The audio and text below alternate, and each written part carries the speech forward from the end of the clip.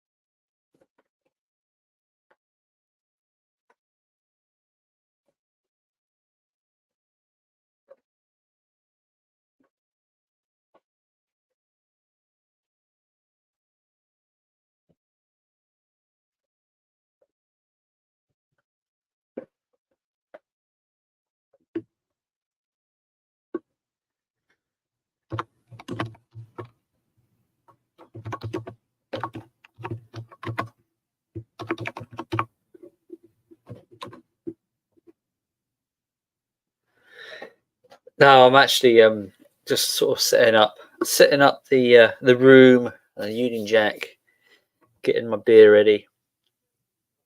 No issues today.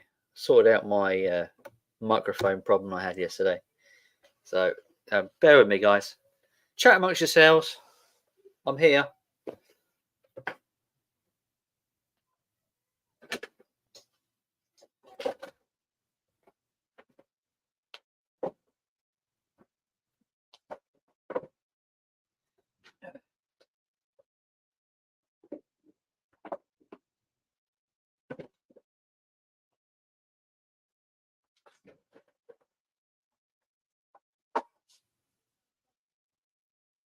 Went for a quick snooze for about an hour.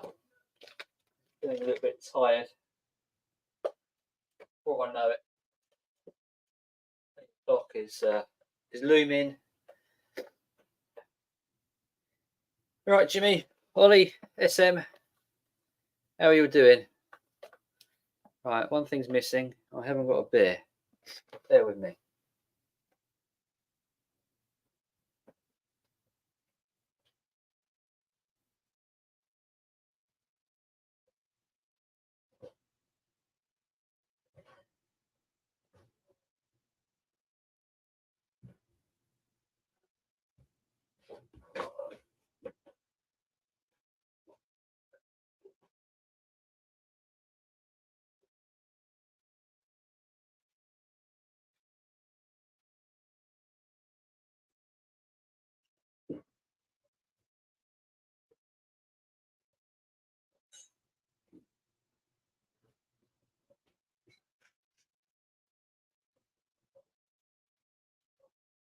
Oh, that's better.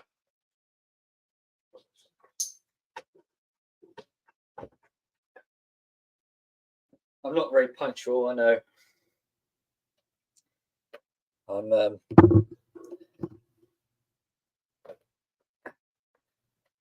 evening, Jason. All right, stop that. Go there. Adjust the camera a touch. I do.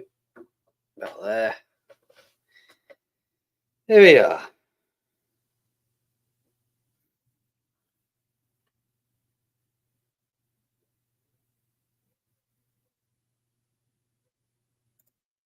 Oh, were you? Oh, okay.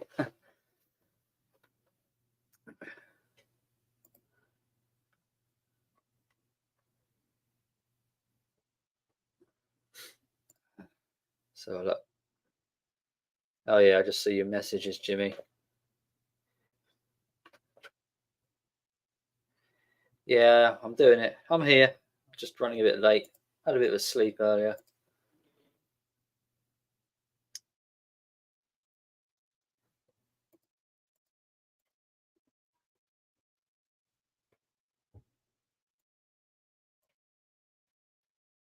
Tell you can hear me all right.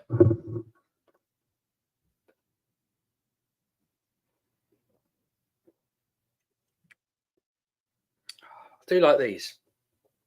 Very nice. Very, very nice. Corona.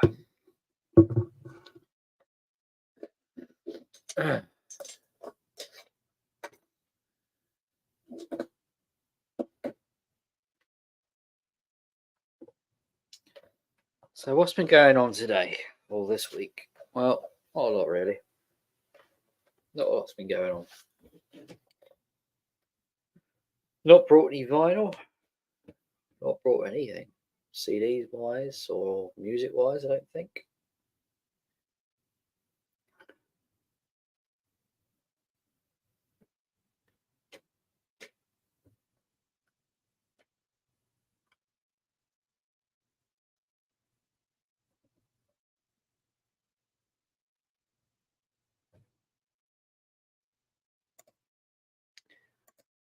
Sent the link out.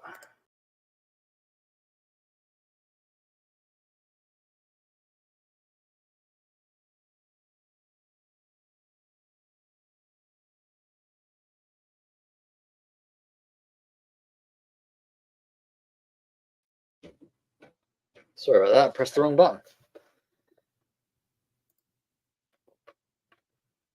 What are we chatting about this evening? Nothing particularly. Just a load of old bollocks as usual. A load of old bollocks. Just open chat. That's all really. Nothing particular. Chit chat.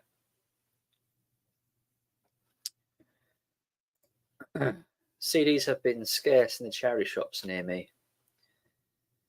Well, I often find them in abundance, but I find quite rarely now I'm actually buying that many.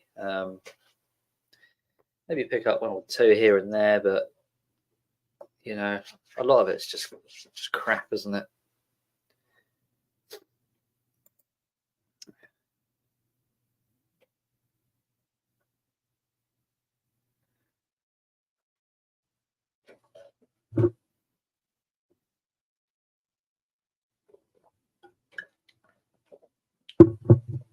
Mind you, I do have a little bit of a stack of CDs mounting up, which I haven't shown yet.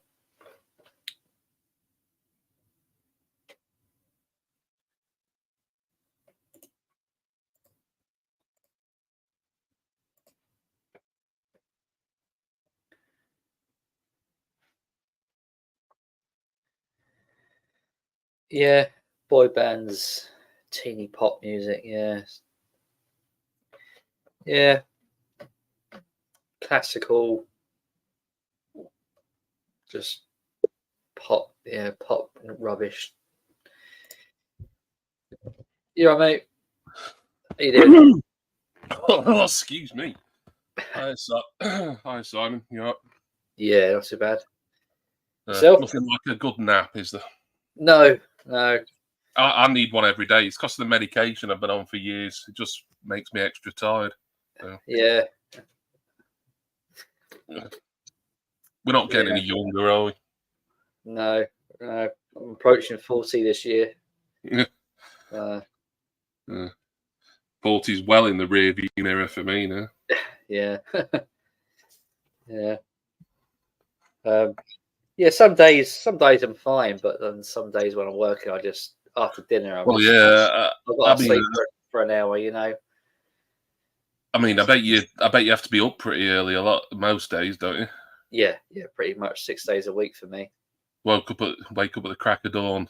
Although I hope Dawn doesn't mind. Oh, that's a bad one, that. Yeah. Oh dear.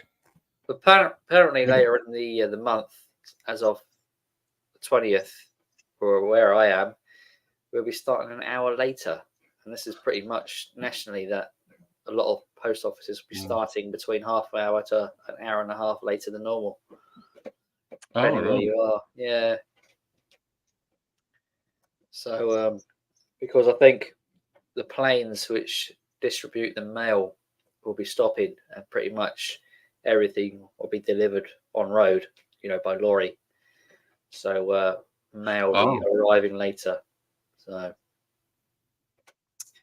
yeah, not quite sure how that is more greener than before, but there you go. That's what's going on. Yeah, I suppose. Yeah, planes is not very carbon neutral. Is that the term? I guess not. Guess not. Do they still have the mail trains? No, not. I thought that was an old thing.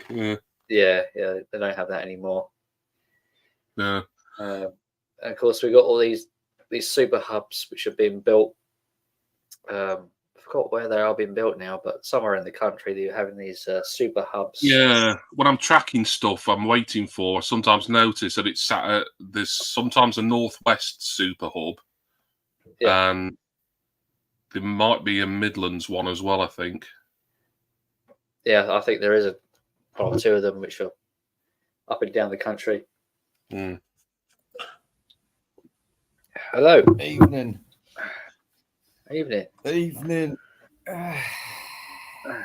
Raymond. Hello, Jimmy. How you doing, Ray? A bit tired actually. I've been busy all week. Week. I'm knackered, but I'm looking forward to the Eurovision Song Contest tomorrow. Should be a winner. Do you really watch that? Well, my wife watches it, and I chip in from time to time. But last 3 or 4 years, I just haven't watched this. But it's such a con, isn't it? I guess, but I don't even bother. Just can't stand those European songs. Are so poppy and it's dreadful. It's dreadful pantomime. That's what it is. But I mean, some of the songs are pretty good. You know what I mean? Yeah, I suppose some are all right. Yeah, there is charity shops. They have stopped selling and accepting donations of physical media. What? Some of them aren't accepting DVDs, aren't they? Because there's an influx of DVDs everywhere at the moment, isn't there? And they're all over the place. Yeah. Yeah, that's a good thing though, because streaming services, they can take stuff off willy-nilly, and they do. They do, yeah. I think to have something physically, and cheap as well, then you've got it. Then, I mean, you're a collector, Simon. I mean, the benefits of owning a physical copy or something. But yeah, I suppose it's a space issue. But there's that's why there's plenty of dead old people's clothes, isn't there? So they're never going to stop taking them. No. Yeah, well, that's with all due respect, donate clothes by all means, but you could pretty much buy a DVD, put it back in the charity shops, and then maybe purchase it again, maybe 5-10 years later or whatever, can't you, for 50p? Well, yeah, I think I've done similar. I've bought something 10 years ago or 15 years ago, sold it on eBay or given it to a charity shop, regretted it in more recent years, and then gone out and bought it again. I've done that a few times in recent years. use it like a library. Mm.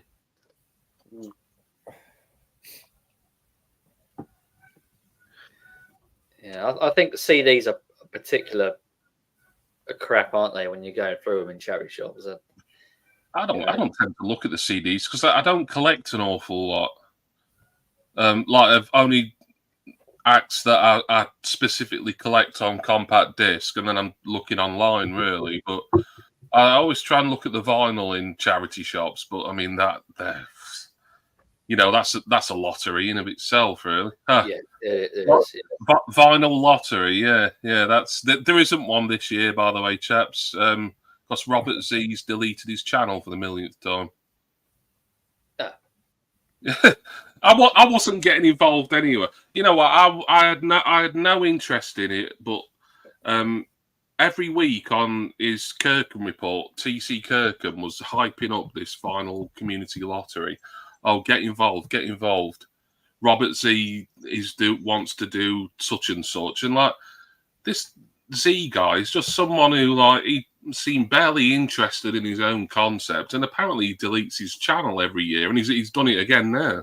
So I don't understand like how can you run something that's meant to be a big, vinyl community event when like you just like being a horse's arse about it, Well, like if you keep deleting a channel, it'll just stop any momentum of that. I don't understand the thinking behind that. I know a lot of people who delete content off their channel.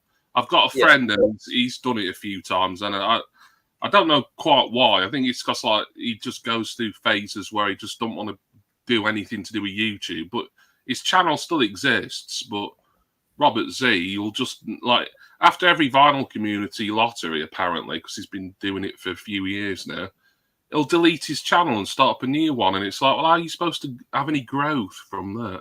Exactly. Yeah. Oh, well, he must have his reasons, I suppose. Well, yeah, and I exchanged a couple of emails with TC Kirkham about it, and he kind of, well, he didn't go into an awful lot of detail. He just kind of said, well, Robert's got some, issues going on in real life, which is fair enough. That's we all have, but it doesn't really explain why this lottery was this year particularly was so haphazard, really.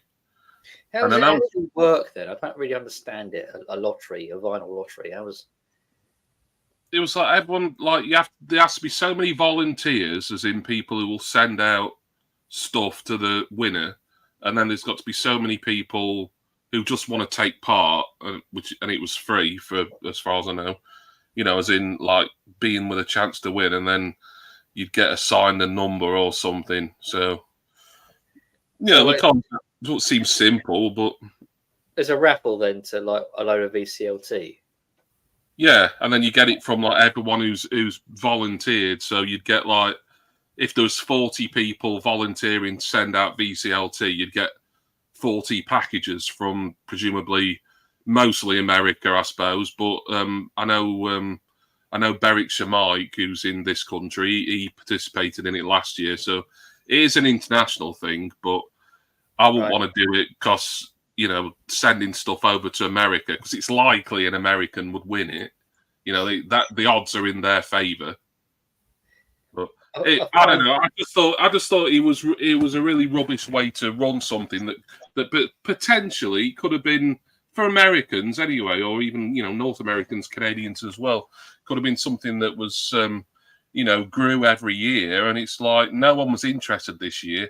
Robert put out a couple of weird videos where he's kind of just sat sort of, not really selling it, and he's leaving all the donkey work to poor TC Kirkham. Right. Hello, B-sides. Hello, Jenny. How you doing? There is no lottery B-sides. No vinyl community lottery. No, we're gonna have to get a ticket for Euro Millions or something like that. I do that quite a lot. I used to like it. I was playing the pools again for a little bit earlier this year, and it was so boring. I just cancelled it. And I couldn't make head and tail out you'd even win anything anyway. Yeah, he's cancelled. He's deleted his channel. There is no vinyl community law unless someone decides to take up the baton. And let's face it, you know, I don't know the guy, but by all accounts, you know, you couldn't, you know, anyone who takes up the mantle from Robert Z couldn't do a worse job this year than he did, because it seemed a fiasco. Ian Dale says, my channel has been deleted over 40 times because of uploading editions of Top of the Pops. The BBC always gets me. And so yeah, BBC are well strict. Yeah, they are. Well strict they are. Yeah, I've done a ton of Top of the Pops reactions, and although I've not had to remove any in their entirety from my channel, I do have to make cuts, even like months or years after one's been out. Occasionally I'll get an email, oh, this is suddenly blocked, because years later, you know, copyright have said, oh, well, you can't actually use that. So then I've had to go and cut it, but I've never actually deleted a whole reaction. So yeah, it's weird when it happens a year or two down the line, isn't it? You think it's been on there for so long, and suddenly it's very upsetting when that happens. Yeah, especially you've done a lot of work to that video, you know, a lot of editing, and you know, he's a cool dude. He struggles with juggling VC and personal struggles. Yeah, and I don't know him, and I don't, you know, I don't doubt that he has stuff going on in his personal life, because we all do. I mean, it kind of stands to reason, really. But why not just let someone else do it from the start, really, instead of trying to. It's quite a commitment, though, isn't it? You know, if you're struggling doing VC and struggling with life and whatever, battling demons too. Yeah, toxic mix. Just don't do it if you can't. No, you can't keep up with it, or it's too much of a hassle. If you're suffering from some kind of illnesses, you shouldn't be doing this, especially while you're suffering. Because when I was going through that alcoholic business, this didn't help me one little bit. How do you find things now, then, Ray? Well, things is much clearer. Yeah, but I always fancy, like when I see people drinking, I always want to drink. I have been weak as well, about 4 occasions. Yeah, but not major. It's just been like a bottle of wine is gone. You know what I mean? But is it all right with you in moderation, or do you really just need to cut it out? No, it's got to be knocked on the head, right? Because it's causing so much misery everywhere. Oh dear. People are sick of it. I'm sick of it. Yeah, well, if you're sick of it, then that's a problem. Yeah, you don't know what it's like when there's a drunk about. It is a pain in the arse, a real pain in the arse for sober people. Yeah, I can imagine. I mean, I'm not actually, been in that position, but you see, there you are in front of me drinking alcoholic beverage. I know, but I'm not here to start crying. I'm just saying, I did notice. So yeah, well, I tend to do that. Like now, grab a beer, and have a drink. End of the week sort of celebration, I suppose. Well, this is the thing. I think it's a good thing for a guy to, between work and going home, to pop in the boozer and and have one. Well, have one. Kind of an alternative to a pub, isn't it? Yeah, but this is it. Now I have no middle ground. I've got to go straight home sober. So I focus on getting home. That's the beauty of live stream, though, isn't it? You're already in your home. Yeah, that's true.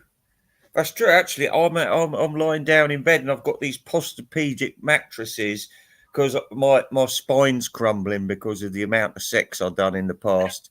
And there is no medication in God's earth that's going to save me. But so it's very good to have a nice, comfy bed and a mattress, especially mattress, and the pillows are the same. They're like, they're good for your neck.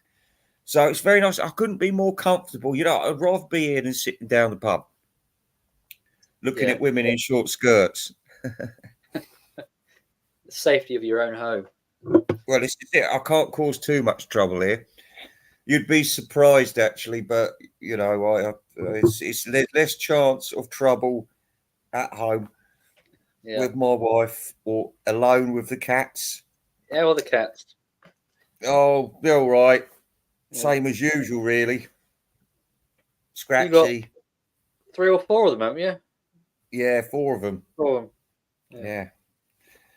Yeah. Yep. How many cats you got then? I haven't. I've got rabbits instead. Oh, rabbits. Yeah, they're fun. Yeah, I've had a few deaths actually this week. Oh, no, that's the trouble with rabbits. They die, don't they? Yeah. I remember I got my daughter Melanie, I got her a rabbit and it died very quickly. And she was ever so upset. And I can still remember it now. I can't remember his name, though. But I thought, this isn't much of a pet, is it? Do you know what I mean? No. Not like a cat or a dog, is it? I seem to remember we had rabbits as well, but they weren't them nice white ones. There was a horrible Watership Down type rabbits. Yeah. Jason says, I like cats, but they can be bastards. Oh yeah. They're not there for love, that's for sure. No. They have no loyalty, have they? No. Well, they're not creeps, do you know? Well, they are creeps when it comes to the food, but otherwise they get on with their own business. Yeah. Which suits me because I ain't got all day to walk dogs and things. No. Independent, aren't they? You know. Yeah. Dog needs to be walked and played with. Yeah. And all that. That's right. And they get licky as well. I don't always like the lickiness of them. Yeah. I might get myself a dog, maybe, like when the kids have grown up. Yeah, I was thinking when I retire, I might get a dog because it gives you an excuse to walk around the park and walk up the downs and things like that, doesn't it? Yeah. Otherwise, you're just a lone weirdo, usually, aren't you? So I think people want to talk to you more if you got a dog, don't they? Oh yeah. People like to discuss dog things with you. Yeah. So there is the dog community to look forward to. Jenny says, sorry, Jimmy, just curious, if I offered to take off the lottery for Z, would you all be down? Or too much trouble with international shipping and all? No, I wouldn't participate myself. You know, I was kind of mainly speaking on behalf of one other person in particular. So you know, you couldn't count me in for that reason. Really, you know, it's a nice idea in theory for it to be completely international, but the shipping's just too prohibitive. It costs an absolute fortune.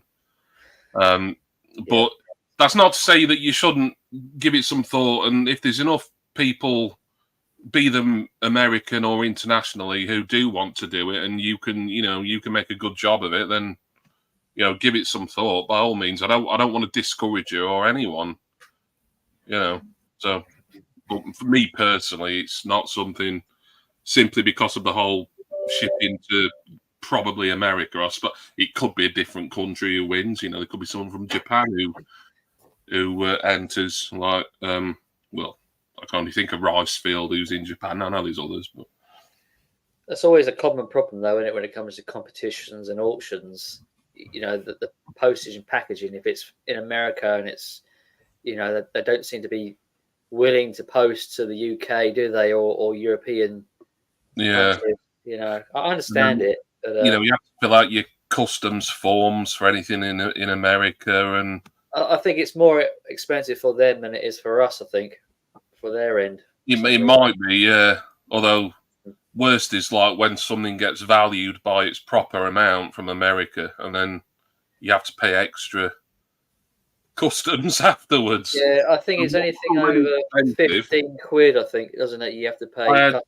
Although it wasn't from America, it was from Germany, but I had something I've been wanting for years. It came the other day, but I got hit with 60 quid customs charges from Parcel Force before I could take ownership of it. So it's either pay it or lose it. I've already paid a lot of money for the thing.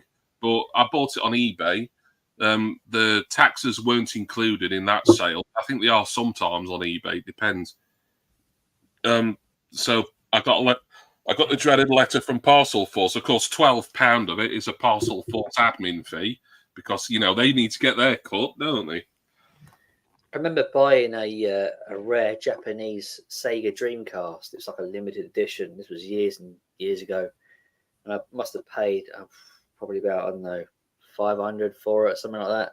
And then I got the customs fee for it, which was I don't know, maybe about 80 quid or something like that. Yeah. That was a before Brexit. I mean, at least European stuff, like the fees were non-existent or minimal for even expensive stuff. But yeah. Well, it's a shame, really. Because I think Amazon sites or gift cards. Yeah, that is a compromise. Yeah, I think to me, it's not. I'd be grateful if, like, someone, I'm grateful anytime someone sends me an Amazon gift card or a code. But, if I'm doing a vinyl community lottery, it's all about kind of like the opening of physical stuff, isn't it? And just to like, if I'd won and I'm getting 30, 35, 40 Amazon cards, it's great. I'd be set on Amazon for a year probably, but it wouldn't make a very interesting conclusion to my lottery experience, would it?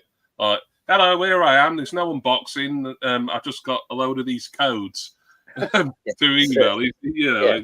But if people want to compromise that way, it's certainly an option. It's a different way of doing it for to save on postage, certainly. But just me personally, I mean, and I know you can, like Amazon sell records and things, so you can technically get something sent to someone and then it's shipped from within their country, but that's like, well, it depends on what you want, really, doesn't it?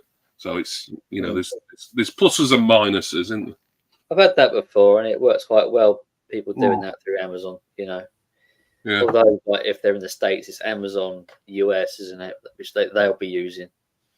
Well, Jimmy, listen, this is hypothetical, right? Now, the cinema, let's call it the Curzon, has got 3 theatres. Now, in each one is a different classic British film playing, but which one would you choose? This is a dilemma. Would it be Man About the House, the movie? Would it be Holiday on the Buses? Or would it be Rising Damp, the movie? Oh, that is a dilemma. It would have to be, out of those 3, I've got 2 of those, and I've seen Rising Damp film. I'm sure I have. It would have to be. Oh God. I mean, I love Man About the House, the series. The film. The film was all right. No, I think I would go with Man About the House, but Holiday on the Buses is a lot of fun. Yeah. I reckon I'd go Holiday. That was a difficult question, that was, because I'd love to go to the Curzon or whatever cinema and see them all, to be perfectly honest. Oh yeah, you could probably get a triple bill of them sort of things these days in these independent type cinemas. There's one down was it North Street in Brighton? All right. Yeah. Always playing the oldies.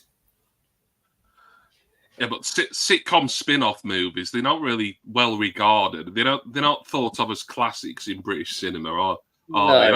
I'm not slating them. I love them. Anything like that. I'd rather watch that than some kitchen sink drama from the 60s, which I don't mind them either, but I know what I prefer to go and see. There's not many that actually work, is there? Maybe I don't know. Some because they tend to incorporate the whole series and what it's about, and reuse some of the sketches, don't they? Yeah. It's like Rising Damp, although it didn't have Richard Beckinsale in it. I thought it covered the 2 or 3 series, because that was done after the series were finished. Oh, speaking of British films, I did watch the remastered Let It Be the other day. Oh, yeah. what do you reckon? I mean, Ray, you're a bit of a Beatles fanatic on the quiet, or maybe not so quiet. Is it sacrilege to say that since Get Back came out, that Let It Be seems a little sort of superfluous and irrelevant there? Oh yeah, well I've never thought it was a good film. It's always a depressing watch. I've had the bootleg DVD for years. I watched it once and it just made me feel miserable, so I've never put it on again. I watched, and then that was the second time I'd ever seen it when it was on Disney Plus, and I watched it on there on Wednesday. And I'm like, well, Get Back had so much more in it. Like, I didn't see the point in them doing it after. If they'd done it before Get Back, it's like, you know, we remastered Let It Be, but wait, we're gonna have like this 3-part series a couple of years later. I'd have been like, oh, that's a good taster for it, even though I didn't enjoy the film the first time. But I think they've done it arse about face myself. I mean, I know there'll be reasons and what have you, but for me personally, Let It Be, I can easily live without it, to be honest. Yeah, it's not a fun watch. And like I said, I bet you a load of the people have gone out or when it comes out on DVD or Blu-ray, they'll buy it and they won't watch it. I will. I'll buy it because I'm a Beatles collector. Yeah.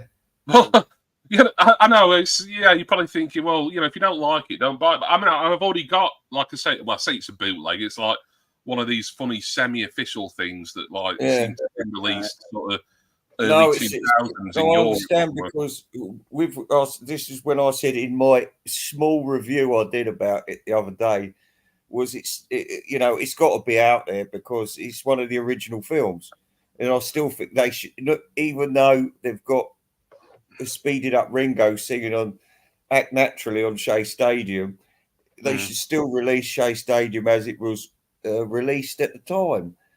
Like, I want to see all of the films that I saw in 1979 on the Beatles at Christmas week. And 2 of them are missing. Let It Be and Shea Stadium. What about the I've never seen it. What about the Beatles cartoon? Is that worth a dip, or you know, the series? I'm not about Yellow I'm about the cartoon series. I don't think there's much they can do about it because there's so many racist episodes, isn't there? I never knew there was. No, every week they're in a different. They're either on a South Sea island and they're going to get eaten by cannibals, or else they're in Europe and all Eastern Europeans and foreigners are treated like subhumans. And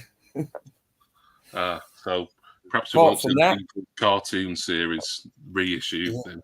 No, not likely. Well, they're making they're doing 4 films, aren't they? And they're all going to kind of tie into one another. 4 biopics. Yeah, I can't see that ever happening.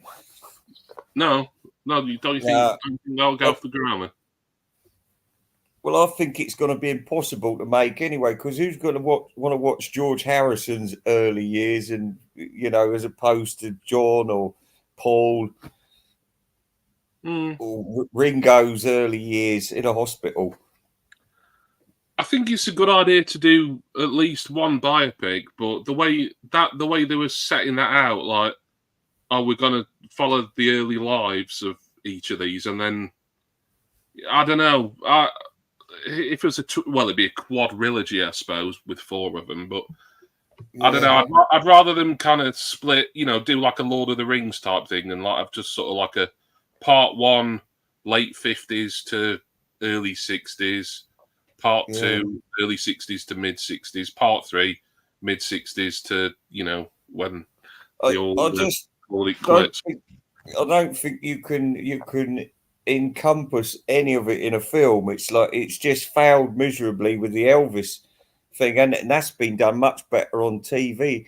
And this is like I said, if these are just TV specials like John, Paul, George, and Ringo, they could get away with it. Like a mini series on TV. I mean, I'd rather 4 films. It'll never work, and I don't think it'll get sponsorship.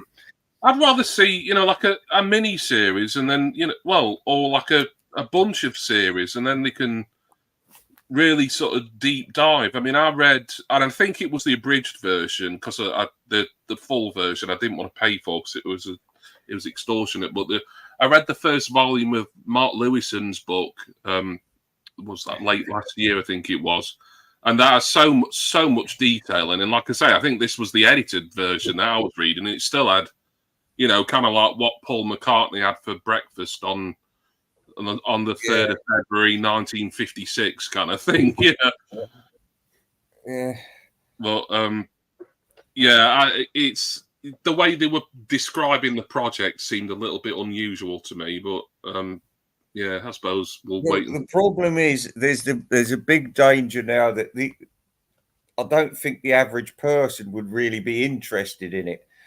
The fans will be, like the Beatle heads are going to be interested and demand stuff like this. But like I said, it's I think Let It Be went down better than I thought, but I don't think anybody ever wants to watch it again now, do they?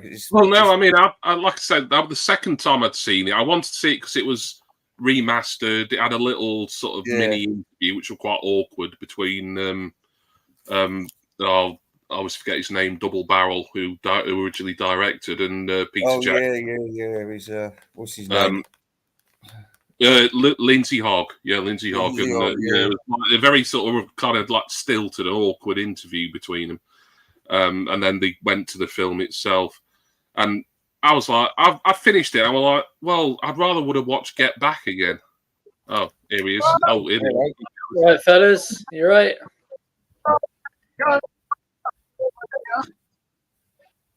Are you down the pub?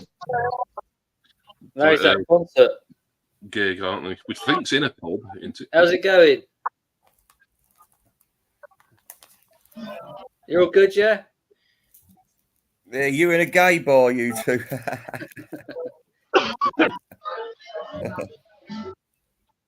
Look on the TV. We can't hear you that well, Ian. You're breaking up, mate.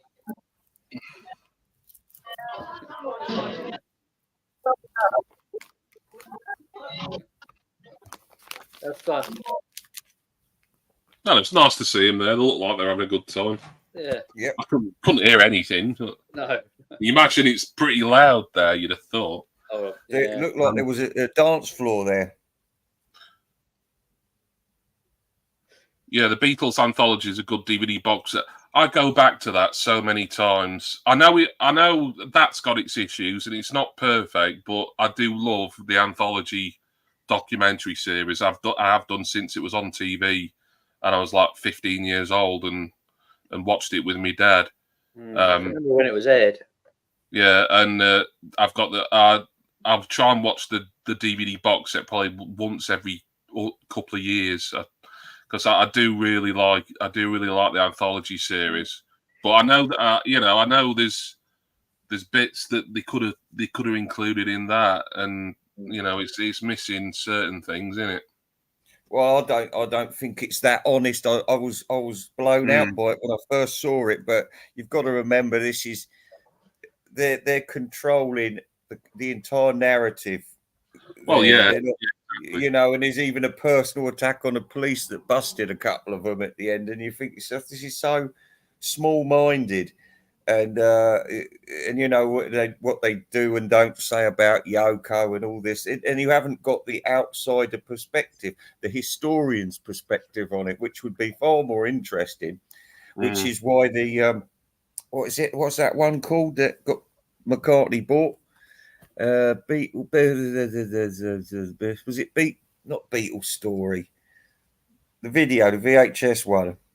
I don't know. I've seen a few kind of unofficial things, but not an awful lot. Probably not anywhere near as many as you have. I need to see it again. It's been too long. Yeah, I like Anthology. Well, Ray does make a good point. It's very sort of, like for the most part, all happy, everything's great, with this is what happened, but we're sweeping certain things under the carpet that happened, and we obviously know how it happened because they happened to us, but we're not going to address them. So, is it in 3 parts? Or is it just one? It's how many DVDs? 6, isn't it? 6. Yeah, one for each year. 6, it's from 62, or maybe it's 8. I think it's 8. Yeah, I should know the amount of times I've watched it.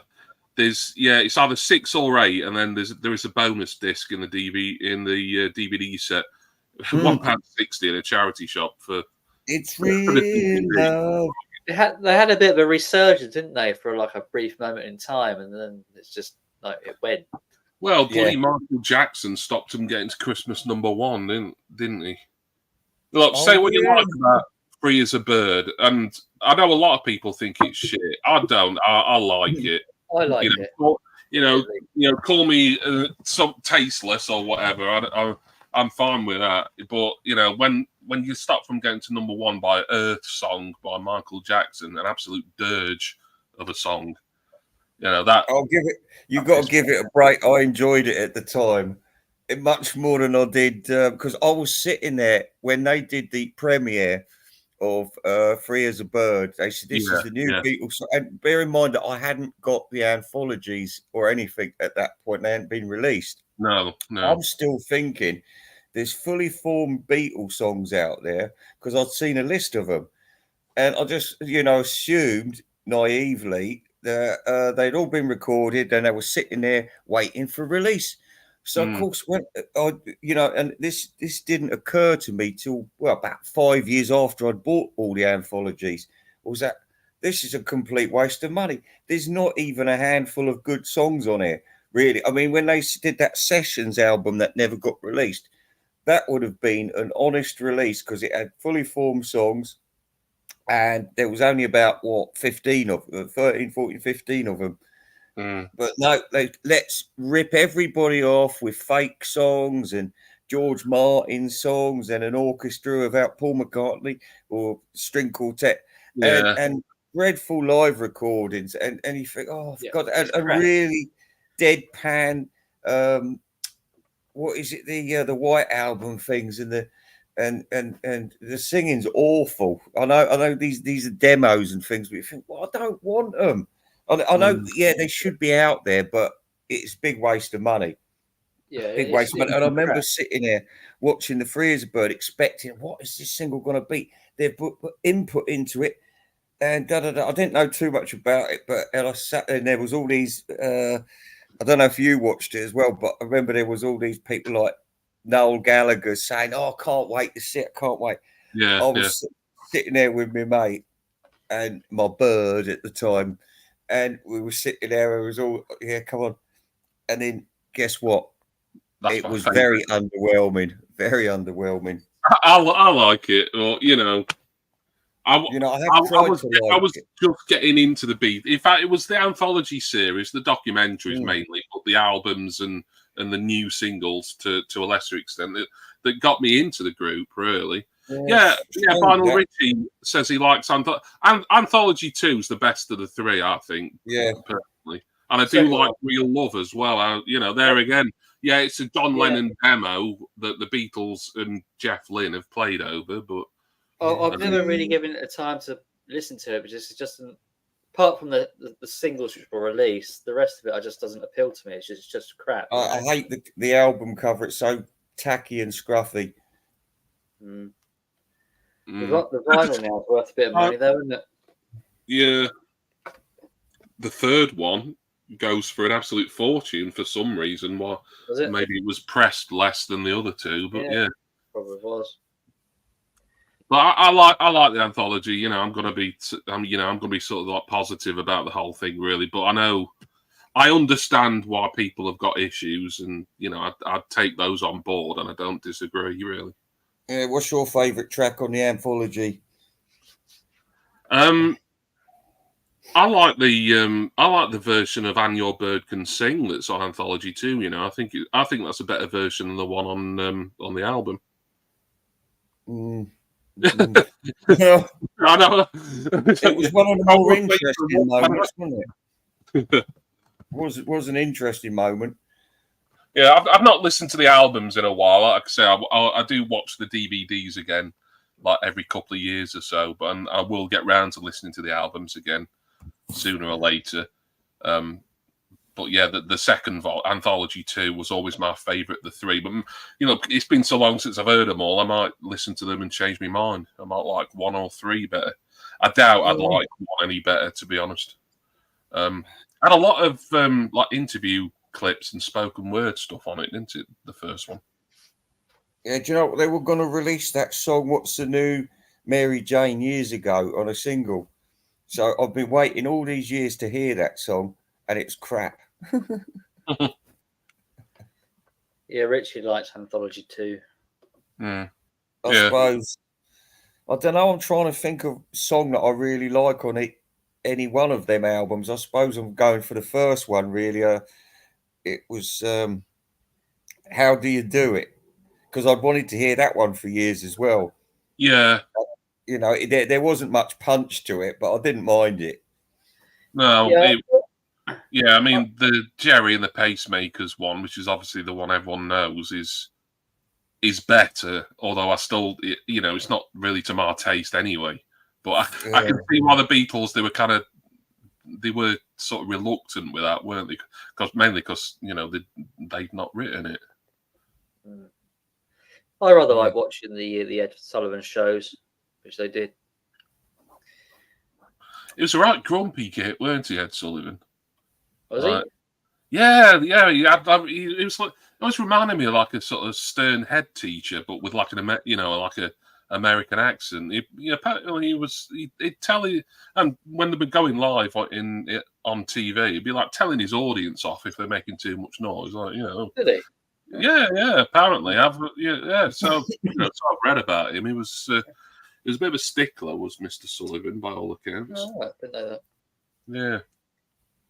It's not really part of our culture, though, is it? No, but we always used to have old people running TV. You remember Bruce Forsyth was the leader of the pack for years, wasn't he?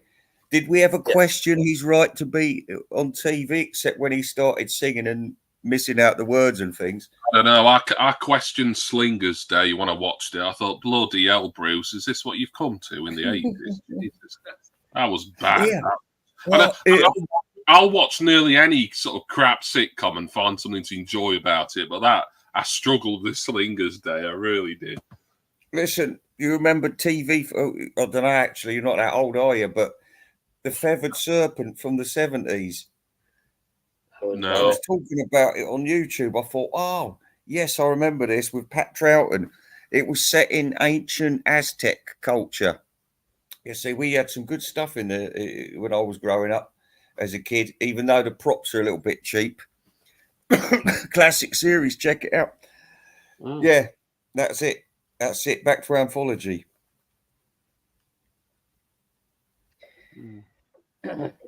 You're quite sort of like stuck in that sort of 70s nostalgia, aren't you, Ray?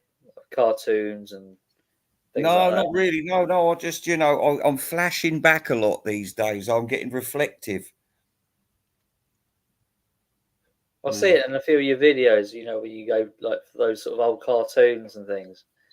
Little snippets here and there of, I don't know what it's called, but Oh yeah. I was thinking of uploading some more snippets actually, because there's some good ones out there. I wanted to get that one where Frankenstein goes, ah.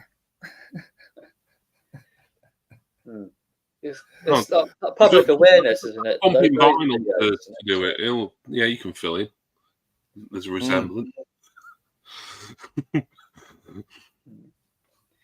I like Scruffy. I like Scruffy record covers. I don't.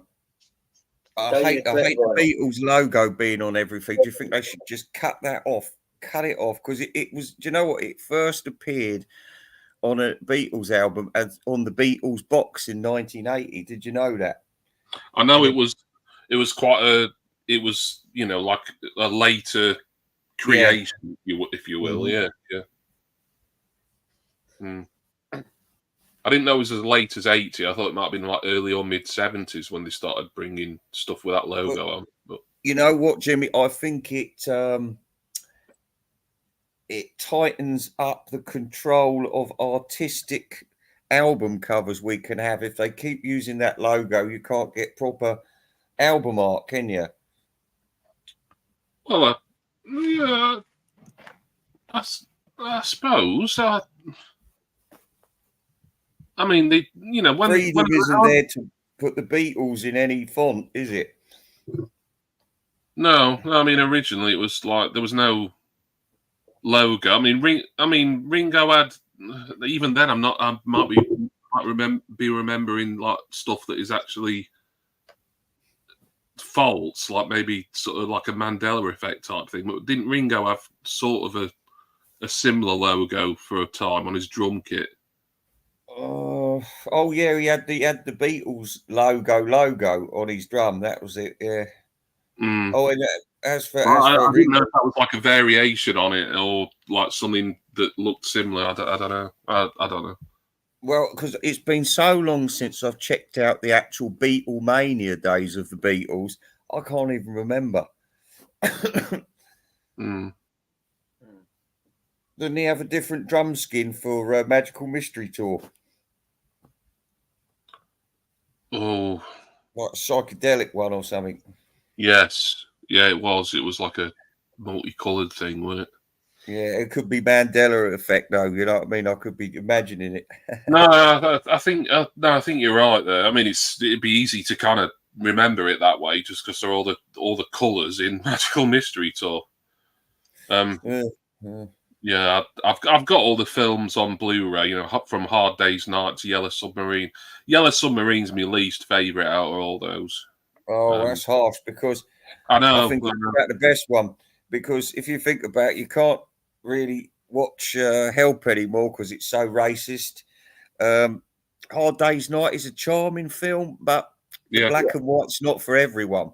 No. And, I'm happy. I'm fine with black and white. Gives it a little bit of artistic life, too, but you know, the youngsters don't like it. No, fuck them.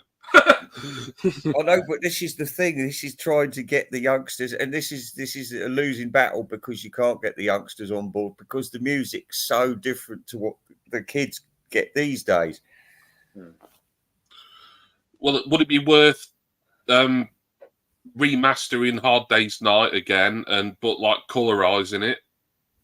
I don't think it'd be worth doing personally. No. But well, I can't it's not see a good it. Movie. It's not a good movie.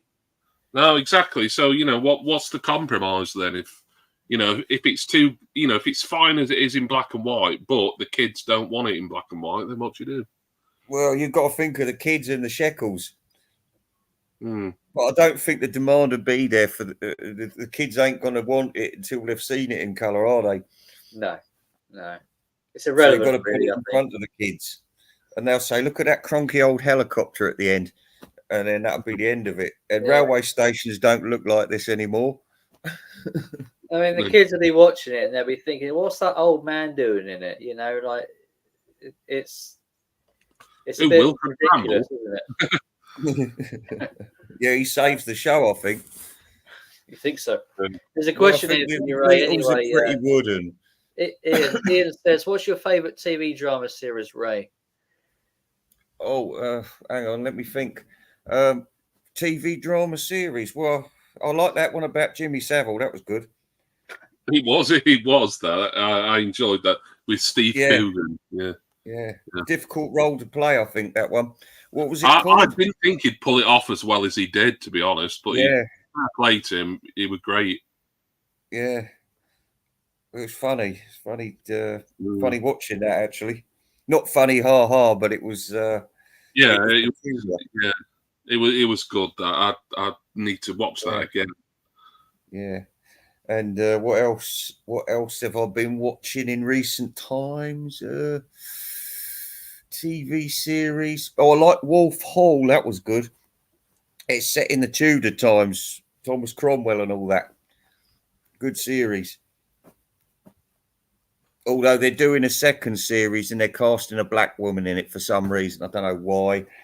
So. Well, we do know why, and it's is what it is. It's there's a term for it, and it's just slipped my mind. I was going to say positive discrimination, but that I don't know if that's the right term now. Thinking about, you know what I mean. Yes, I do know what you mean, but I am not going to discuss it on Vinyl Dale's show because Vinyl Dale knows my feelings about the immigrant wave sweeping our shores at this very moment, causing murder and mayhem across our nation. Yeah. Anyway, I thought you weren't going to talk about it, and then you no, I don't know. It just came out. Accuse them of murder. I mean, these are people who are actually trying to escape like genocide and war and things like that. But okay, yeah. Oh. I mean, my favourite drama series, my favourite classic one is The Prisoner. And my favourite one of recent years, just because it had me gripped every series, is Line of Duty. I've actually been to Wales where they filmed that, you know. Yes, I visited with my ex-wife years ago. Not. I didn't go when she was my ex-wife. That would have been weird. But when she was my wife, felt I needed to mansplain that one. Yeah, it's beautiful place. I didn't enjoy it because I didn't enjoy doing anything with her. But you know, what was that? What was it? Billy the Kid. What's that? There was an episode. I think it was called Billy the Kid. Jimmy would know. An episode of Prisoner. No, Lexis Canner.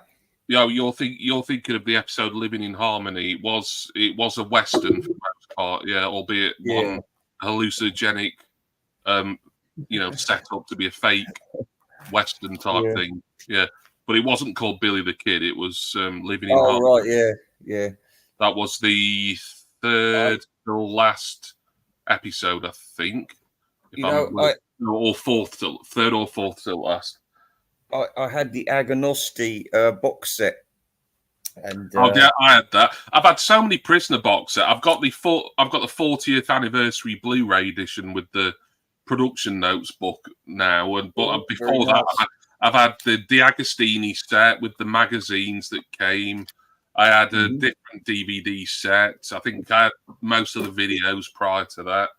Yeah. I love The Prisoner. It's only 17 episodes made, but just a phenomenal series. I mean, that it's like the TV equivalent of the Beatles for me. I put it on and it's like it's the 60s right away. It's just it gives me that. Would you say it's outdated, or do you think it's held up well?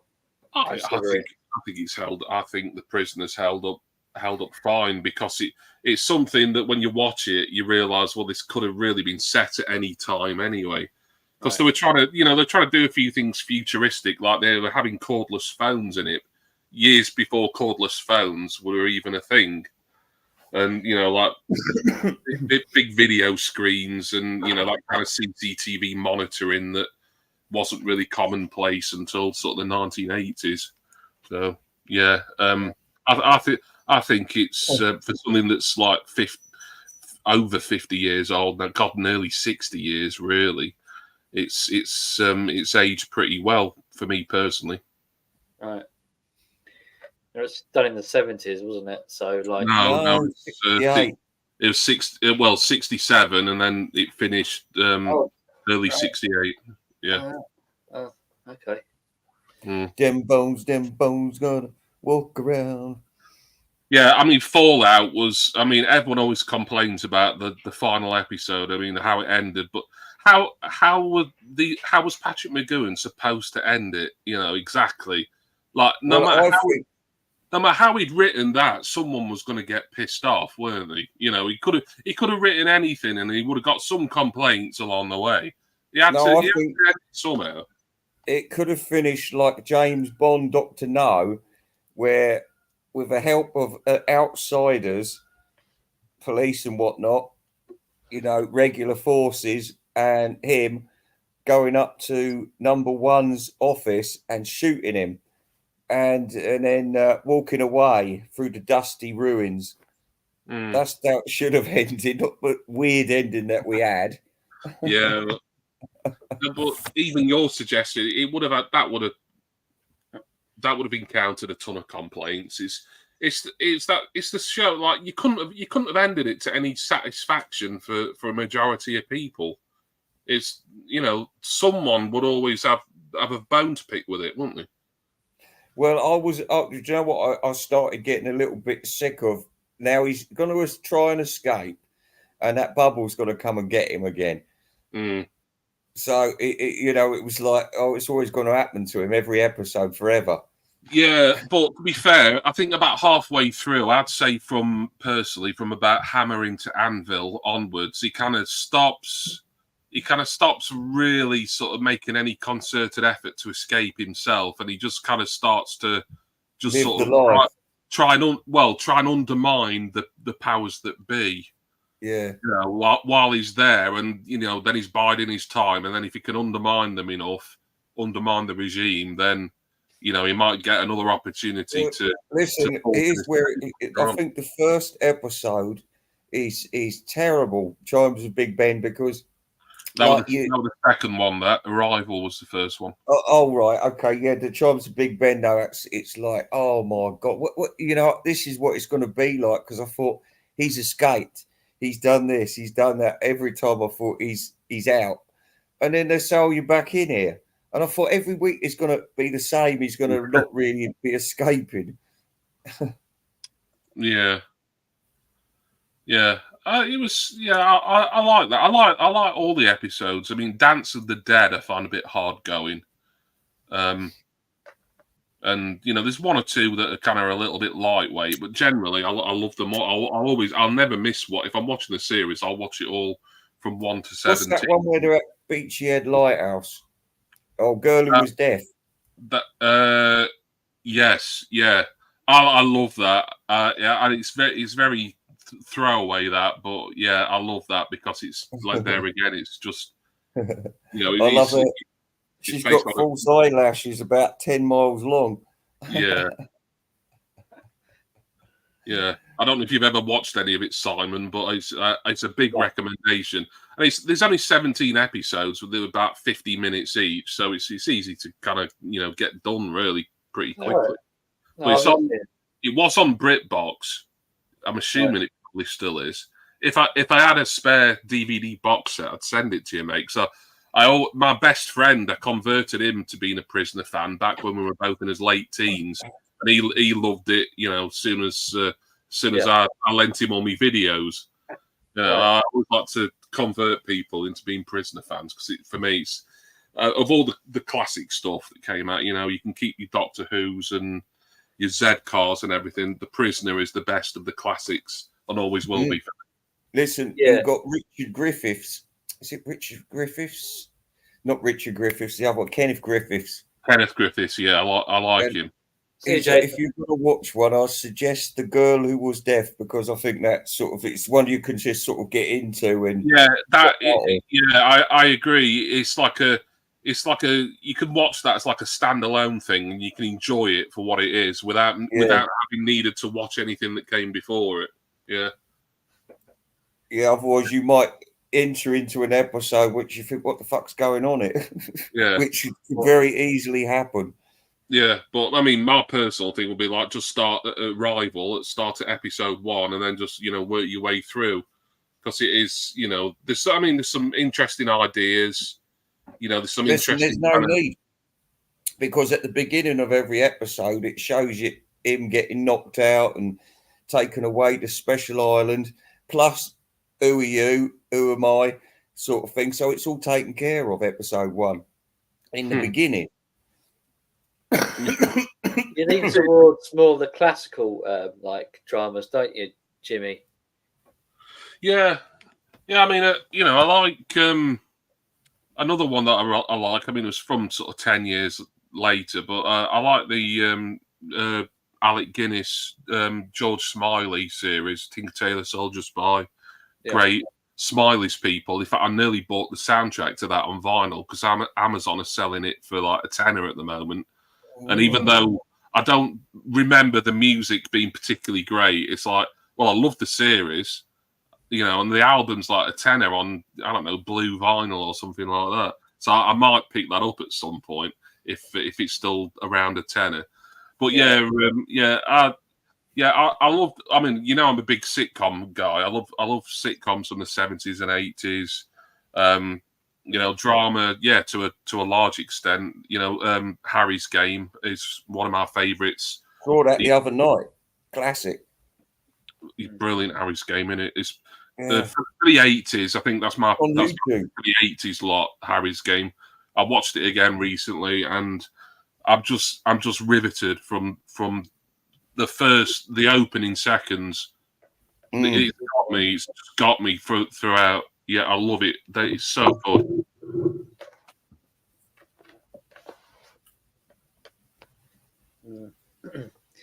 My favourite would be Boardwalk Empire. I think that's a brilliant series. Never saw that. I heard good things about it, but I never watched it. Oh, you should watch it. You probably like it. Was that? Yeah, yeah, based in the 1920s, sort of. Oh I saw it, but I started getting a bit pissed off with it. Did you? Get that with a lot of series. You start sort of thinking, oh, yeah, it's going to be good. It does start off very slow, I must admit. But I didn't mind the beginning, but I just when I don't know, but about episode 3, it all started getting right far-fetched and ridiculous, and I thought, oh no, I'm not having this. Fair enough. Yeah. No, everything's for everybody, is it? Not really. Anyway, I've got a split. I shall see you soon, young man. Yeah, all right, mate. Nice for you to pop in. Hello. Bye. Catch you later. Bye, Ray.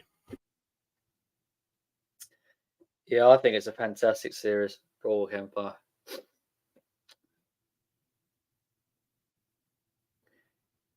Jimmy was the man, yeah.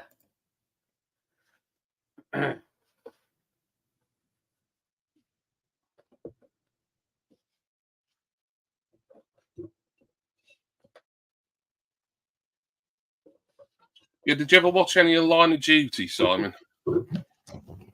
No. Oh, no. It's all on iPlayer. I'm a massive Line of Duty fan. It's the best of everything that's modern. For me, modern's kind of 2010s onwards, really, and it's it's fantastic. What's it about?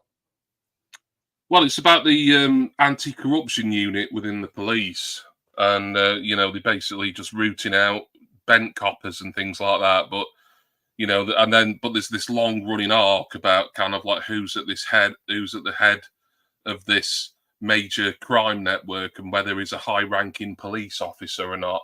And it did get resolved at the end. People weren't very satisfied with the outcome, but there again, it was like I think they kind of dug themselves into a bit of a hole, or backed themselves into a corner with it, really. And whoever was revealed to be the ultimate big bad at the very end, it might have disappointed a few people, be it like if they picked someone completely unlikely. For me, I think they did the best job they could with it. But don't let that put you off watching it. I mean, the early series, before they even start focusing on this H, his name was, this like code letter of this like major police person who was also the head of a major national crime network, but he'd been working in secret, doing both things for all these years. So if you like conspiracy type stuff, and I mean cop show mixed with conspiracy, and plenty of action, you'd enjoy it, mate. You'd enjoy it. Yeah, I do like a bit of conspiracy, and you'll be well away then. I mean, it's all on iPlayer. They've got every series up on it of it, because I mean, it did gangbuster numbers for BBC because the last series came out about 3 years ago, I think it was. God, it feels like 3 months ago sometimes. But there's a lot I haven't seen, Jimmy. And in fairness, I mean, there's a bit that I have, and there's a hell of a lot that I haven't. Yeah. I haven't even seen all the Sopranos yet. I'm actually going through the first season now. But, I've not seen it. There again, I love gangster films, but for some reason I've never got round to the Sopranos. No, it's the same for me. All these years later, after it's been and gone and that. Yeah. I ought to try and get on board with that myself at some point. My brother gave my father like his Sopranos collection and all sorts of box sets and bits and pieces. And when he passed away 2 or more years ago now, like they were just sitting there in like the TV cabinet storage thingy majig, whatever you want to call it. My mum says, look, we've got all these DVDs, box sets. Do you want them? Because I'm not going to watch them. So I thought, well, yeah, I might as well take them home and give them a watch. So, yeah. Yeah, but I imagine Sopranos, just because I like films in that kind of arena. It is good. It is good. Really quickly, yeah. I think you would really get into that. Yeah, by the same time, give the first series in a way is arguably the best one for Line of Duty, but just the way it sets up future series as well and other characters who become more prominent in later series, and to the twists and turns and the whole sort of double lives people are leading. I think you'd get a real kick out of it, and being on iPlayer, you can watch them all. It's not going to cost you anything. Yeah, the long shadow about this Yorkshire Ripper was very good. Yeah, I agree with that, Ian. For me, when it comes to a straight documentary or a biopic or a docudrama series, in that case, I tend to lean towards the proper documentary, but I do love a good docudrama or biopic. And the Long Shadow, you're right, that was excellent. That was that's another recommendation.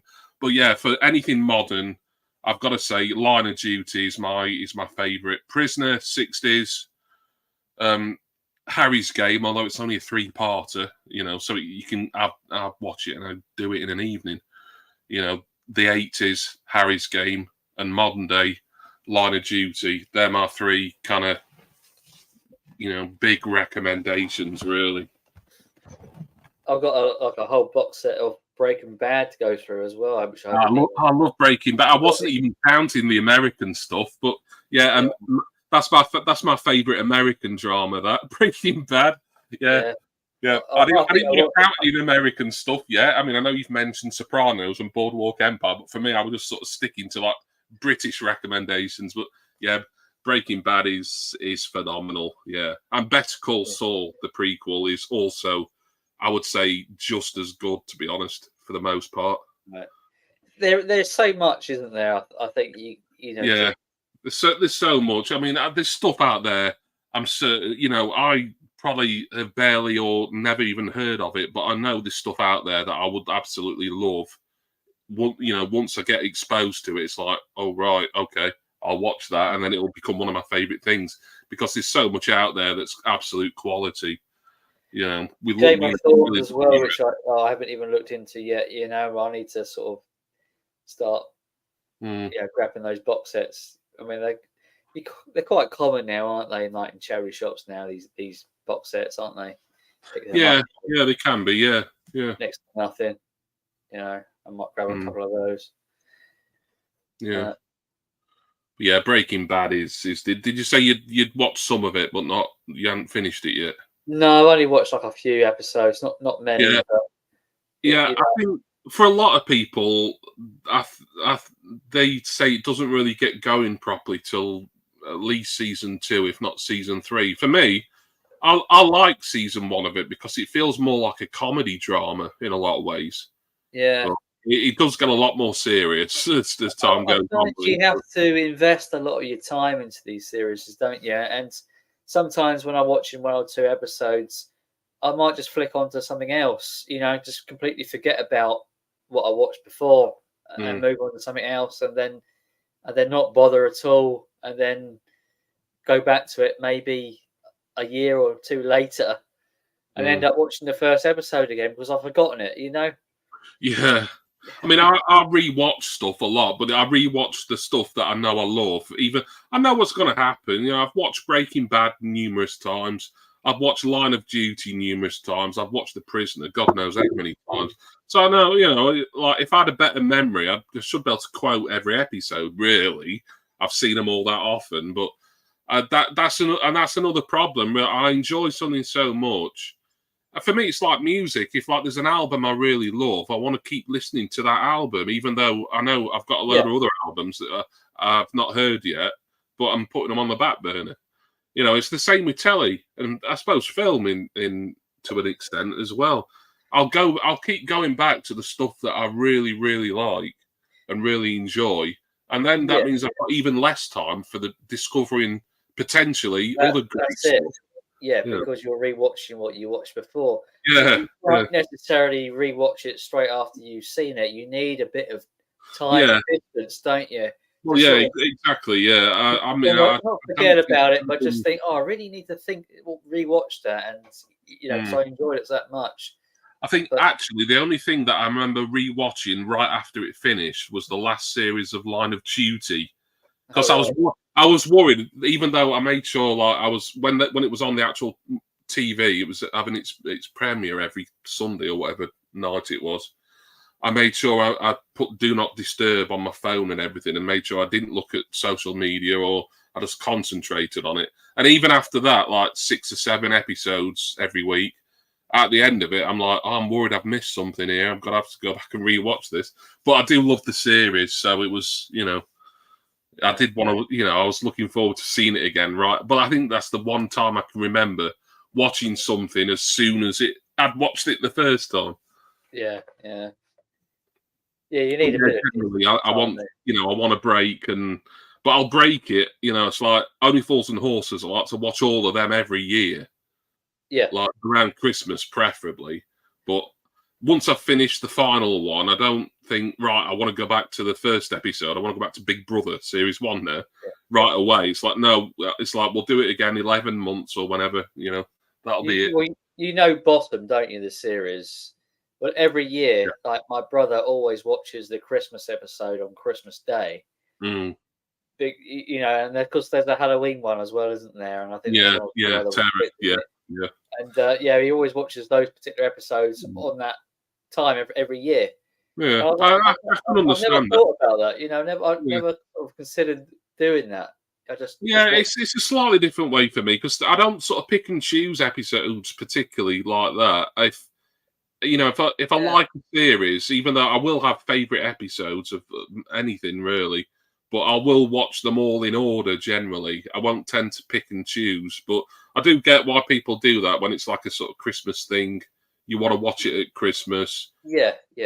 For me, that's more the kind of thing I do with films. Like I always want to watch Christmas Vacation around Christmas and the Home Alone films. Home Alone, that sticks out, doesn't it? But but with Bottom, that's something as it's just something I could watch wholly sort of in the height of summer and still enjoy it. It don't have to be Christmas for me to really enjoy that. No. I suppose it's just that particular episode which sticks out, doesn't it? Yeah. And it's because it's a very good one as well. It's very funny. Oh, they all are. They are, yeah. I mean, like I'm always, I say always. My brother typically quotes me quotes. I'm in Bottom groups on Facebook, and it's just basically just like people who don't know each other on Facebook, just basically quoting quote.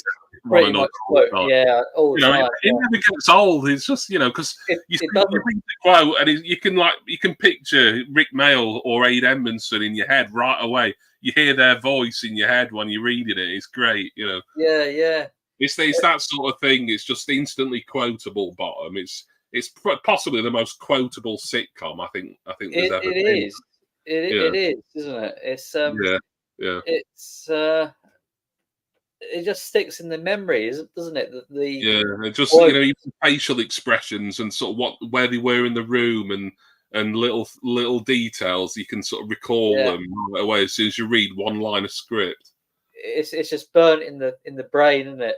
I think because I think like Rick Mail, he's so kind of extreme and emphasizes such drama, isn't he? Every time he sort of says something, you're a genius. I mean, it's you look at him and it's surprising the sort of the breadth of roles he did actually end up playing. I mean, most of them were in the comedy realm, but the thing is, he's someone who was like quite a good-looking guy, generally in real life, but for a show like Bottom, and I suppose to an extent the young ones as well, he just had this innate ability to kind of just contort his face and make himself seem really sort of unattractive. Yeah, you know, yeah. From the expressions and just the tone of his voice. His hair is all kind of wet a lot of the time. Yeah. Like his belt isn't properly buckled around his trousers, is it? It's kind of like up against his shirt and sort of through the. You see him on like Wogan or some chat show or whatever, and he's like this really sort of good looking chap with well spoken and the Flashcard character, the beard and the sort of the ladies' man. Yeah, I mean, that was someone with ultra confidence and exactly. Just I mean, I think everyone is accepting of the fact that Rick Mayall was just one of our all-time greats, really. Yeah, for comedy. I was same. Every year, especially it comes around to like the anniversary of his death. It's like, we lost him so soon, just way too young. We did. He had so much more to do.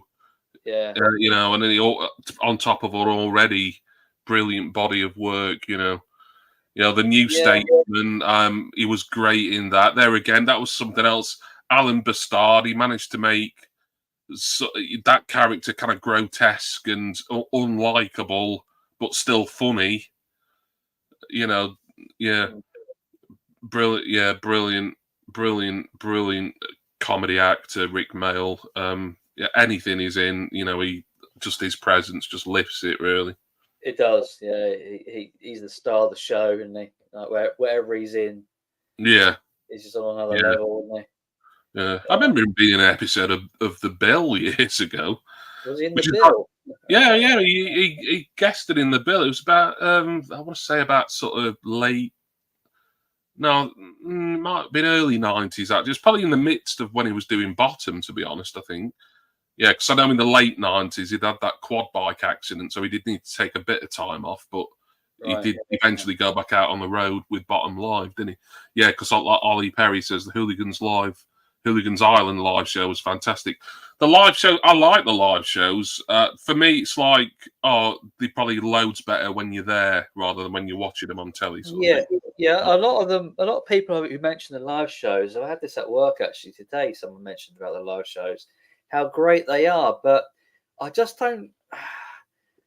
I'd rather watch standard series than the live show. Me too. And me too. Anytime, I'll always choose the proper series over the live show. The live shows are good, some great funny moments and lines in them, but it's like you're still kind of like watching a play, albeit a very anarchic and it doesn't have that kind of polish to the series, does it? No.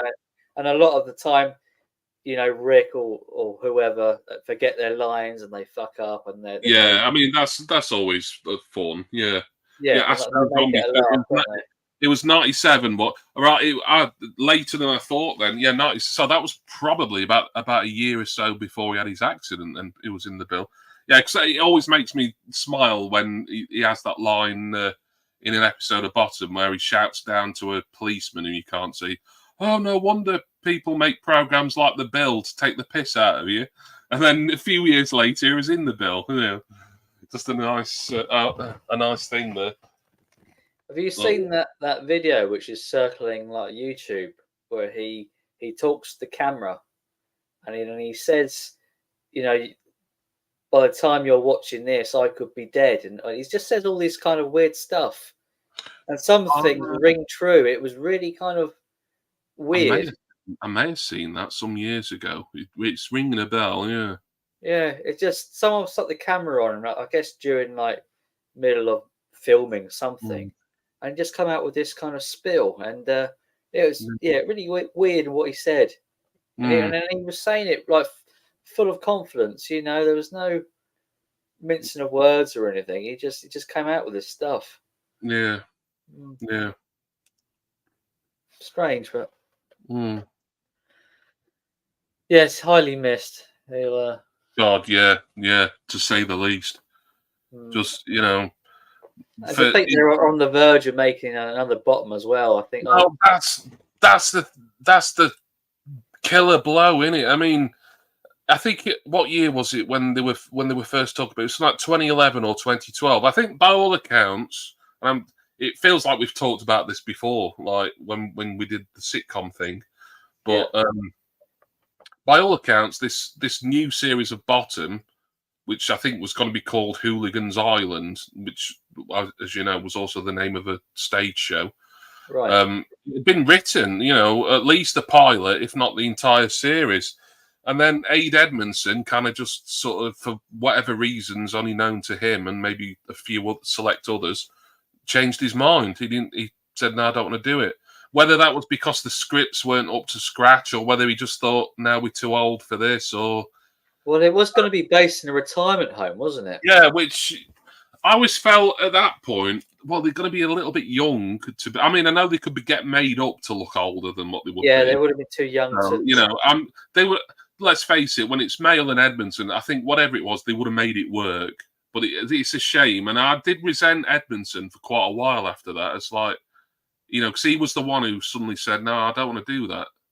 Even though it was ready to go. It'd been, it was commissioned by the BBC. I mean, it's like you're kind of throwing away, you're killing the golden goose in a way. If you've got a dead-on commission from the BBC, and then you just walk away from it. I mean, that's crazy. Easy money, isn't it? Once you've got that commission.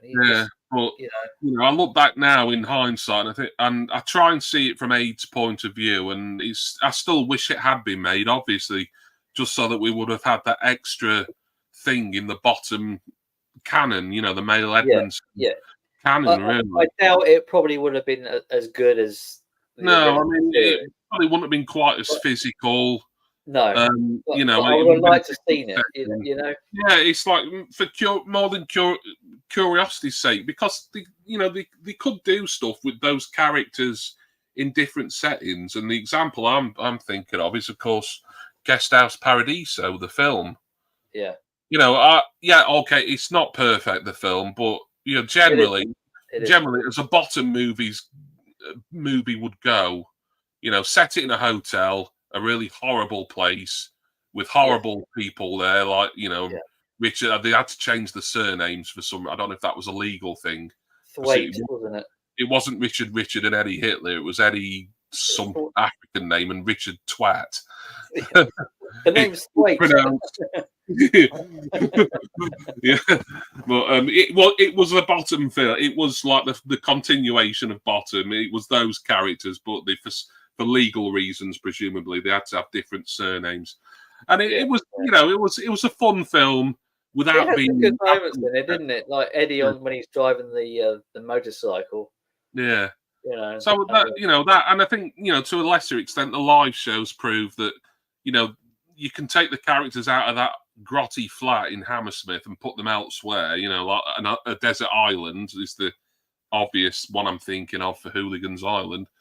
I would have loved to have seen it, and like I say, I did kind of resent Aid Edmondson for a long time after that, because it was at least the way the media painted it. Anyway, he just kind of woke up one morning and changed his mind on the whole thing, and they were ready to go. I didn't know Aid was responsible for that. Yeah, no, yeah. He said no. He changed his mind, and it was, it'd been announced a month previous. Perhaps they'd had some rehearsals, and he just wasn't. He wasn't feeling it for whatever reason. Maybe had we had that, and then he later died. At least we got that right at the end. At least we had that.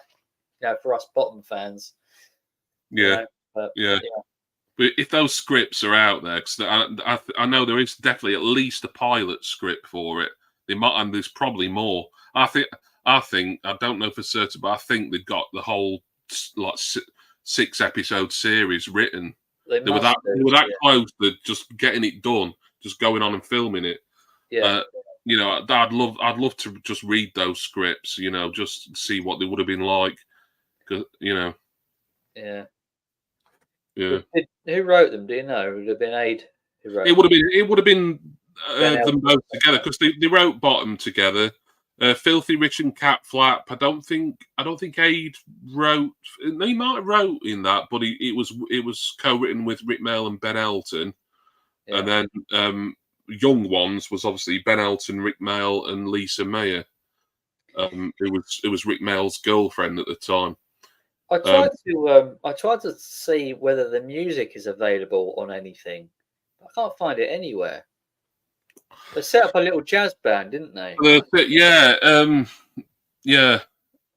I mean, I've heard the music elsewhere in my life. I know that it's out there somewhere. Yeah, I think it's a cover of a particular piece. I think at the end, the ending theme, I think, is a cover of something which has been done before. But the band is called the Jazz Bums. Oh no, sorry, the Bum Notes. Sorry, Bum Notes.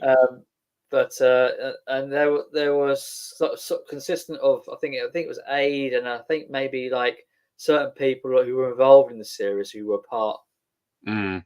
Yeah, I think you're right there. So I think it's about maybe up 10 of them. I think who were involved. But there's nothing been like released on CD or anything like that. No, I don't think so. No, but the music is out there. It's got to be out there. Yeah. Because like you said, I've heard it in different places. Yeah, I've heard it elsewhere. I know I have. It's like, oh, hang on, why are they playing the Bottom theme like for this thing? Yeah. It suits so well, doesn't it? Because it's got that kind of outrageous kind of sound, doesn't it? Yeah. It fits, and then you got like the cartoon violence sort of in black and white in the background, haven't you? The kind of silhouette style of the end credits. That's right. Yeah, the silhouette style. Yeah, it's everything about Bottom is class. We seem to talk about sitcoms every week. Really, we get back to them sooner or later. Well, you know, I'm happy to talk about Bottom and Rick and Aid till the cows come home. Really, I'm just a massive fan. For me, we just sort of spoke about it, but we're kind of a bit more in depth here, though, aren't we? You know. Yeah, Rick is just, you know, he was, and I think people, as soon as he passed away, everyone realised it if they hadn't before he even died, that he was a true national treasure. And I'm not sycophantic towards celebrities and famous people, and even people who are talented in the arts or whatever field. But even I felt that when he died, and even I was like, oh, we've lost someone so funny here, and it's no hyperbole. It was so sad. I'll feel a lot like that. Probably, maybe not to quite the extent, but I don't know because it's not happened yet. But I think when Rowan Atkinson passes, he's someone else who I think, his performances are on another level as far as I'm concerned. Like Rick, he does things that I don't think anyone else can do, particularly when it comes to like physical expressions and, being able to play so many different kind of characters, but all of them be funny, I would say he would be the more successful out of the two because of the international success. Rowan Atkinson, he's had a lot of success in film. I mean, he kind of picks and chooses his stuff. Yeah. I mean, the last thing I saw him in was that strange series on Netflix, Man versus Bee. It was like about 8 or 10 episodes. I don't know if you ever saw it. Man versus Bee, and they're like 5 minutes each. These episodes, and he played like a single dad who was in someone. It was like house sitting for someone, and he was terrorized by this bee throughout. He was in everything, wasn't he? In the 80s, like everything. But this is like this thing. I mean, that came out, I think, about 4 years ago. It was during lockdown, I think. Man versus Bee. Suddenly came out on Netflix. So, hang on. I saw it. Rowan Atkinson, like his face is right there with a bee on the end of his nose. So if it's Rowan Atkinson, I'm going to watch it. And yeah, if it's weird because you're kind of getting into it and getting into kind of like the slapstick and everything, and then it's like it finishes. It's like the episode, I think, like they range from between 5 to 10 minutes long. It's strange. It's a strange series how they kind of split it like that. In a way, I think it would have made a better film myself, just all the way through. But yeah, Johnny English, Astro. I like the Johnny English films. He was in Rat Race as well, wasn't he? Remember that? Yeah, I love Rat Race. That doesn't get the praise it deserves, but I think for an ensemble kind of daft, kind of nutty comedy, Rat Race, it's just great to stick on for an hour and a half. That is. Yeah. I mean, it's not the Mr. Bean character, but it's something along that. Yeah, it's kind of like a kind of Italian take on a little bit sort of Mr. Beanish in parts. Yeah. Yeah, then John Cleese's in it, although his role's relatively minor in that. And there's a lot of big names in it. Whoopi Goldberg's in it. Yeah, there is. Cuba Gooding Jr. In ages. It must be getting on for about 10 years since I've seen it. I used to have the DVD years ago. Yeah. I love the Mr. Bean. Some are better than others, and with Mr. Bean, it's like I need to be in the mood for it, really. But for me, some of his stand-up from like the early to mid '80s is so funny. I watch clips on YouTube sometimes, and it's got me absolutely howling. It's just so different to everyone else. Yeah. Anything from like the early 2000s to about, I don't know, 2008 or whatever, like all those kind of movies which was released then, like me and my mates and that, we would just go out and buy the DVD without hesitation. The amount of money we were spending back then, I wouldn't even dream of doing it now, because I just think, no, I don't want to spend that money, it's far too much to spend 10, 20 quid or whatever it was. But back then it was just like, we just buy them. Like, Definitely.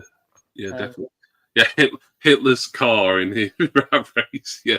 Oh yeah, that was a crazy. Yeah, John Lovett, someone else in there. I quite like John Lovett. So I haven't seen him in much, but when I do see him in stuff, I think he's a funny guy. He's got a funny face. John Lovett. He's got a bit hangdog, isn't he? Like he just got one of those faces that kind of makes me smile. But yeah, Rowan Atkinson, for me, him and Rick Mayall are like my two sort of comedy gods, really. It's just for the range that they had, and just the body of work that they've left. I know, not everything's going to hit the spot perfectly every time. Like Rowan Atkinson has done stuff like that Man versus Bee thing. It was watchable, but it was a bit pointless ultimately. But generally, I mean, if you've never seen any of his stand-up stuff, and he used to do a bit with Angus Deaton quite a lot as well. Angus Deaton would be like his sort of straight man with him. Some of that stuff is absolutely excellent. I'd love to get some of it on DVD, to be honest. Yeah, I suppose it'll be The Wedding Singer. That's a brilliant movie. Collection, I think, because some of his work, and that was before he really sort of hit it big with Blackadder. A lot of that as well. It's probably one of my favourite Adam Sandler movies. I think The Wedding Singer. I think that's an excellent film. I've not seen that. You've not seen it? No. Yeah. I know people say out of like the sort of Adam Sandler canon, and it's one of the better ones. That. But, yeah, probably his best, I think. What was the Adams? There was an Adam Sandler film. I've definitely wasn't Anger Management, was it? That's one of them. That'd have been it then. Yeah, I was doubting myself whether he was actually in that, but no, he's been in a lot. He's done a lot, hasn't he? Yeah. Some are better than others.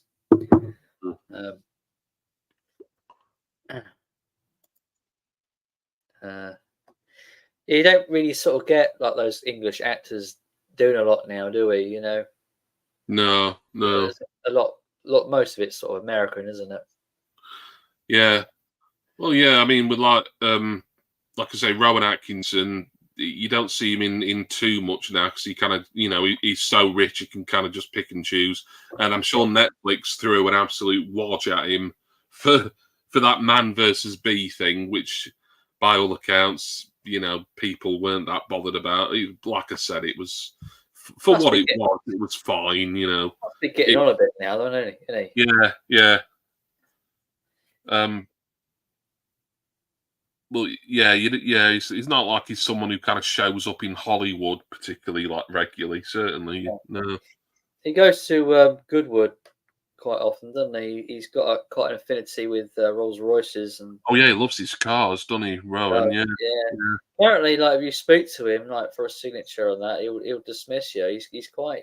He can be. I've heard that. Yeah, rude, He don't like giving out autographs and. No, he doesn't like to be pestered in that way. No, which is fair enough. I mean, he's very private person. I mean, I know he's been married for years, but I couldn't tell you who his wife is. Couldn't pick her out of the lineup, and that's he's led his private life to be literally that private, and that's fair play to him, really. Yeah.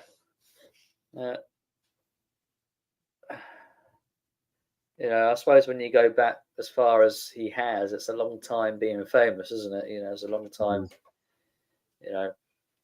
People harassing you, and Well, yeah, I mean, sort of late 70s, because he started. I mean, not that the 9 o'clock news would have been kind of his breakthrough.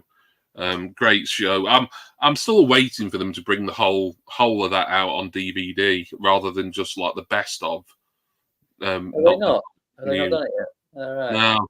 I think they've said they won't do it because it was quite a topical sketch show of the time, and everything was kind of, a lot of it was riffing on really recent news, and they were filming and editing right up until broadcast day, so to keep things topical and current. And do you remember this, Jimmy? Do you remember the series Roger Roger? I do, yeah. Never released it, have they? Not as far as I know. It was a John Sullivan written thing as well, wasn't it? Yeah. I'd love to rewatch it. Yeah, I certainly watched the first series and I quite liked it. I got the feeling there was a second one, and for whatever reason, I didn't really dive into it then. No. There's some funny scenes in it, isn't there? Yeah. Yeah, it's funny. Yeah, it's funny you mentioned. I hadn't thought about Roger in an awful long time, and we're all right. That, like I say, the first series certainly I watched and enjoyed. It was obviously comedy drama. It wasn't a sitcom by any means, but it was John Sullivan written. So there's quite a few series like I think about sometimes like from the 90s and 2000s, and they haven't had DVD releases, and it makes you think, well, why haven't they? It's surprising sometimes. It'd be interesting if Roger were on something like BritBox. I'm not actually subscribing to BritBox at the moment because they merged it with ITVX, and I need to sign up for the ITVX Premium to get BritBox back. It's a bit of a roundabout way of doing it. I've not got round to signing back up for it yet. That mini series David Jason did, The Quest. They never released that on official release either. I haven't seen that. That's good. You would probably like that, yeah. Sort of goes into sort of like David Jason, another one. For me, because he has done a lot of stuff prior to the big ones, Open All Hours, Only Fools and Horses, that was kind of just sort of okay at best. For me, he's not quite on the level of sort of Mail and Atkinson, but he is someone else who, when David Jason eventually passes, he sounds morbid saying it, but and no one lives forever, let's be honest. And he's certainly not getting any younger. That'll be another bad day. He's not, he's a treasure, isn't he? That'll be Yeah. I mean, although I've read some like rumors about him that haven't been very pleasant, but I mean, they're not going to be verified, not while he's alive, and hopefully they'll be sort of debunked properly, after he's gone. Yeah, I mean, I won't say an awful lot about it here, but no. Yeah, I've not heard anything. if you can do certain Google searches and it'll bring up some rather unsavoury rumours about him, right, or at least about the company that he kept once upon a time. right. Astro says, have either of us ever had a bad celebrity experience? I don't think so. I mean, I've met a few. I met John Cleese last year. That was brilliant. It was. I know it cost me a lot of money because I paid for his photograph and for his autograph on a Monty Python LP, but I still have to give him credit. He could have just been like really sort of tired and uninterested. But you know what? He was cracking jokes with me. He let me shake his hand no end of times, and I was there sort of like, saying, "Oh, you meant so much to me growing up," and he did. Cleese is another one. I grew up with people like John Cleese, Fawlty Towers. I've never really got close to anyone. I mean, I've seen certain people in pantomime and stuff like that, but not sort of standing next to someone and sort of be able to talk to them and shake their hands or anything like that. Yeah, So, it's like I was at a convention in Harrogate where I met Cleese last year. He does the convention circuit, not loads, but he does it sort of for quite a big name like him. I think it's all these divorces he's had. He just wouldn't keep earning money. I met James Boland in the flesh. Like, he literally was standing like a few feet away from me. No, wow. I was living in Billingshurst at the time, which is a small village close to Horsham in West Sussex. I was about, I don't know, 5, sort of going into the village with my mum, doing a bit of shopping. We're outside a supermarket, and I think he lived quite close to that village. I think he was living in Wisborough Green, which is like a few miles down the road from where I was. Mm. And he came out wearing a brown suit, and he started lighting up a cigarette. And my mum said to me, "Oh, you know who that is?" And I didn't have a clue because I was like just this young kid, like 5, 6 years old. I was like, "No." So that's James Boland. Who? Yeah. Yeah. I mean, him and Rodney Bewes fell out and pretty harshly after the end of the life. Over a phone call, wouldn't it? I think. Yeah, it was some like unfortunate misunderstanding, and they never patched it up before Rodney Bewes passed away. Astro, the Savile-esque room. Yeah, I think Astro knows what I was referring to regarding David Jason. Yeah, it's sort of along those lines. Yeah, sounds like you've seen them as well.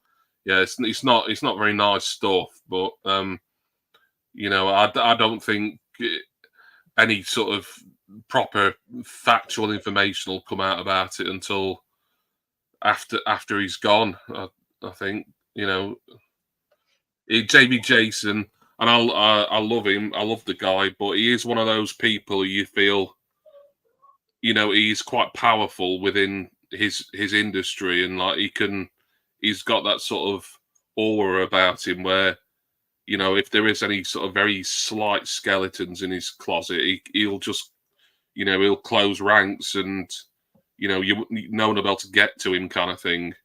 I don't want to compare him to Savile because it's like, it feels wrong to compare someone like David Jason to a talentless pervert like Jimmy Savile. And I never liked Savile when he were alive.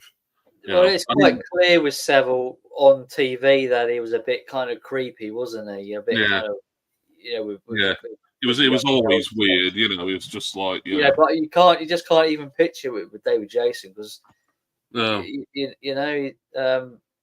never seen anything that would make me think. People always said this. It's like he had so much power within the BBC and within, I suppose, like the NHS, really, for stuff with work with Broadmoor and Stoke Mandeville. Like you could sort of gossip about him till the cows come home, but nothing could ever be fully proven and verified because people were just too scared to try and go up against someone with that sort of wealth and influence. And I think it's probably why nothing official's come out about David Jason yet. If anything it is to come out, I should point out, because he's got that sort of kind of really high level of power and wealth, and he's just he's kind of like Mr. BBC comedy, really. David Jason, into it's like you close your eyes and you think about BBC comedy for 1 second, and it's like you almost certainly go to Only Fools and Horses, and then Del Boy. So is that ubiquitous in our life? Maybe like the two Ronnies, who might have been thought of like the sort of kings of maybe the BBC comedy. I think that baton has been passed to probably David Jason now, and people tend to think David Jason, more so than the ones which have sort of been before. I think like you said, he's very much very much up there. Jason was involved with the Pythons in the 60s.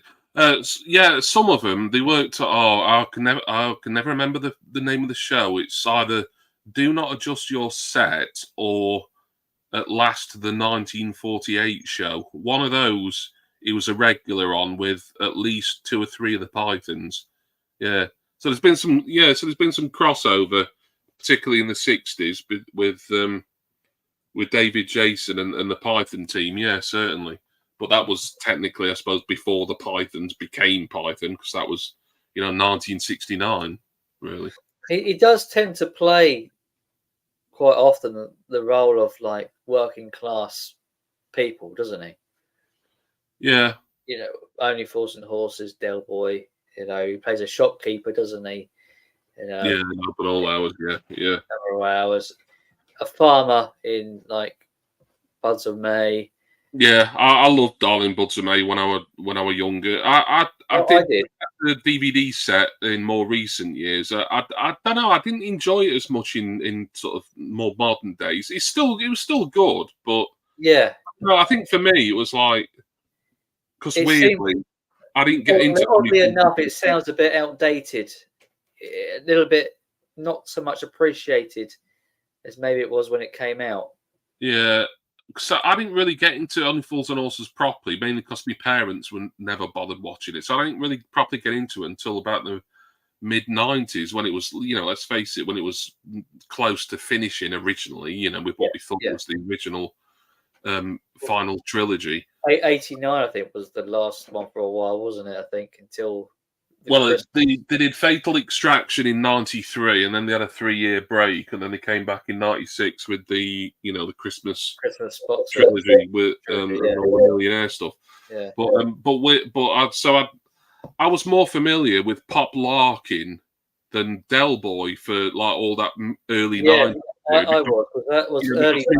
My mum liked Darling Buds of May, so we'd put that on. It was on like Sunday evening ITV or whatever it was. Yeah, and we watched all the series, and that was really apart from Open All Hours, which my parents also liked, so I was familiar with him in that.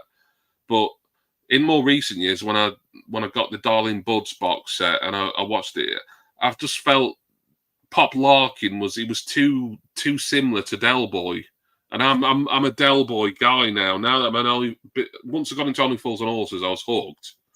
So Del Boy was the guy as far as whereas Pop Larkin for me, it's kind of like there's a lot of Del mannerisms there, and like it needs to be a little bit different. Yeah. The good thing with Granville in Open All Hours, he is completely different. He's a totally different character. He don't even look the same. It's the same face, and obviously, but kind of his sort of like body language really is totally different. Whereas Pop Larkin to me was kind of like a rural Del Boy, a rural 1950s version of Del. Yeah, he was often quite jolly, wasn't he? He sort of jollied along and managed to. Even sort of he had problems. They had the same sort of methods of making money. Everything was a little bit under the counter, and obviously Pop Larkin was obviously more successful at it than Del Boy. Dodgy dealings and what have you.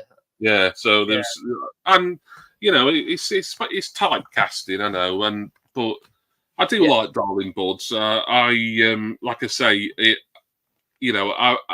Only Fools and Horses is the one for me when it comes to David Jason, and everything else is kind of like second, third, etc. But Yeah, I've got a lot of time for Darling Buds of May. Certainly, I really enjoyed it as sort of like 10, 11 years old when it was first on. Yeah, I thought it was a highlight of a Sunday evening, really. Yeah. I suppose it was different times back then, wasn't it? I mean, having like 4 channels and limits of what you could watch, so you could sort of appreciate things a little bit more, couldn't you? Yeah. Now we've got all sorts of channels and it's like sort of similar to what we were saying earlier. There's too much choice, really. There is. There is. Yeah. It's like, oh, this is that. Oh, I want to see that, and there's not enough hours in the day. There's not enough, days in the year, really. So, No, it's like a multitude of channels, isn't there? Then you've got like the internet multitude side of things, YouTube and everything else. Yeah. Bloody YouTube, all these live streams and stuff that just kind of while away our hours. No, we're just talking about it. We'll be listening to music or something, We'll talk about it for a couple of hours. But I certainly of an evening, like I'll find the time to, like I say, with me, it's often rewatching stuff that I know I love and that I've seen before plenty of times, but I just go back to it because for me it's so good. I could rewatch the Darling Buds of May, but I'd need a bit of time after I've seen it. I bought the box away.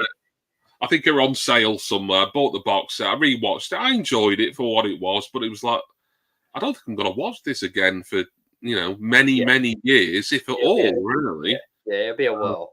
Whereas Only Fools and Horses, it's like I watch it once a year, and then it's like, well, I'm definitely going to watch that again next year, kind of thing. Yeah. Well, it's a comedy, isn't it? So you get that sort of laughter and comedy as soon as you start watching it, don't you? You get something from it. As Bottom as well. Bottom, I like to get that done. I try and get that done once a year, as well, because certain things, like even when you've seen them numerous times. Bottom, you can just rewatch them all the time. Yeah. Because the dialogue and the humor is just, similar to Fools and Horses. It is so good. I suppose Only Fools and Horses is probably like, I don't know, more better written, isn't it? It's more. Bottom is very simple, isn't it? Sort of based in a flat. Only Fools and Horses branches out to sort of many different characters. Of the sort of the area and but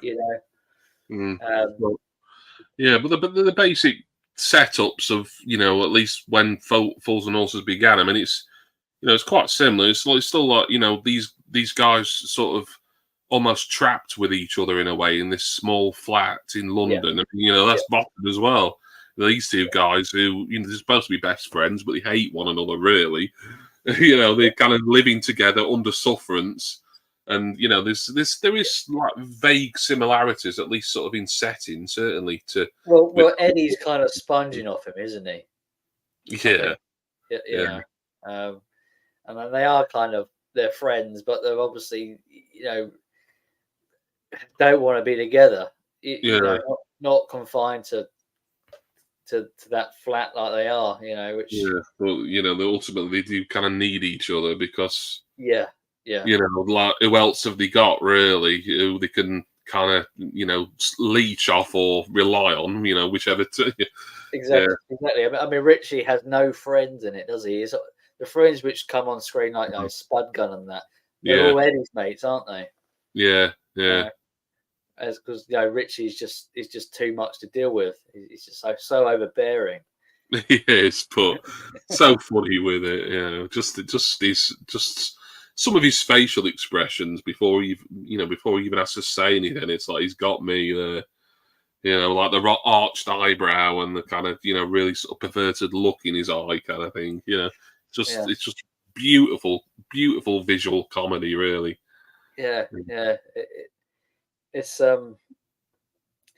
very comic, isn't it? Very comic. It's outstanding. It's like I say, Rick Mell, him and Rowan Atkinson for just that kind of physical comedy, just be able to contort the faces and become different people in different things and do it so well and so funny. Those two are the two masters of it's certainly in this country.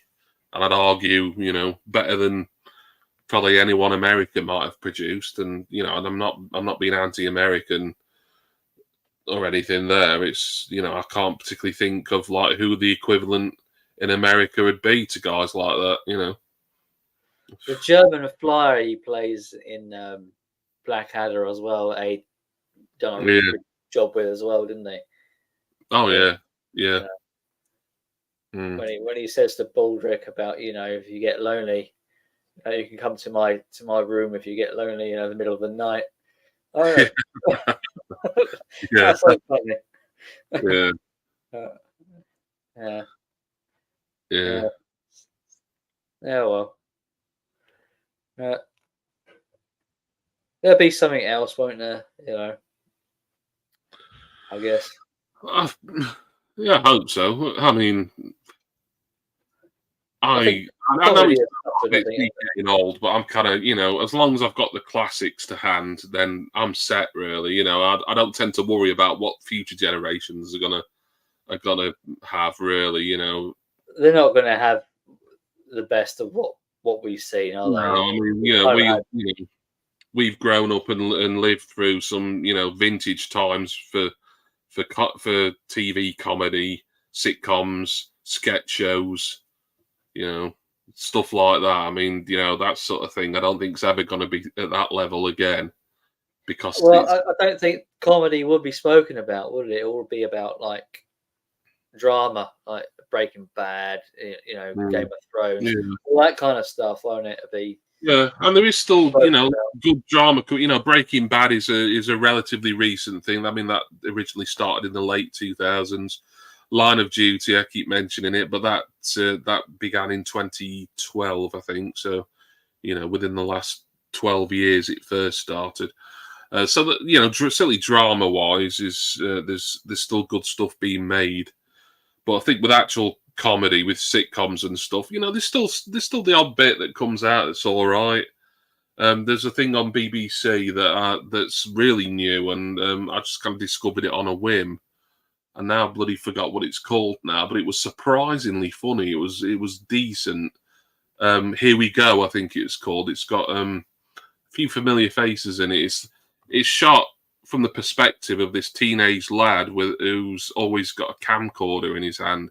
So he's basically filming his family, and like his family like embarrassing and whatever. And when I first read up about it, and then I saw it listed on iPlayer, I thought, oh, is this good?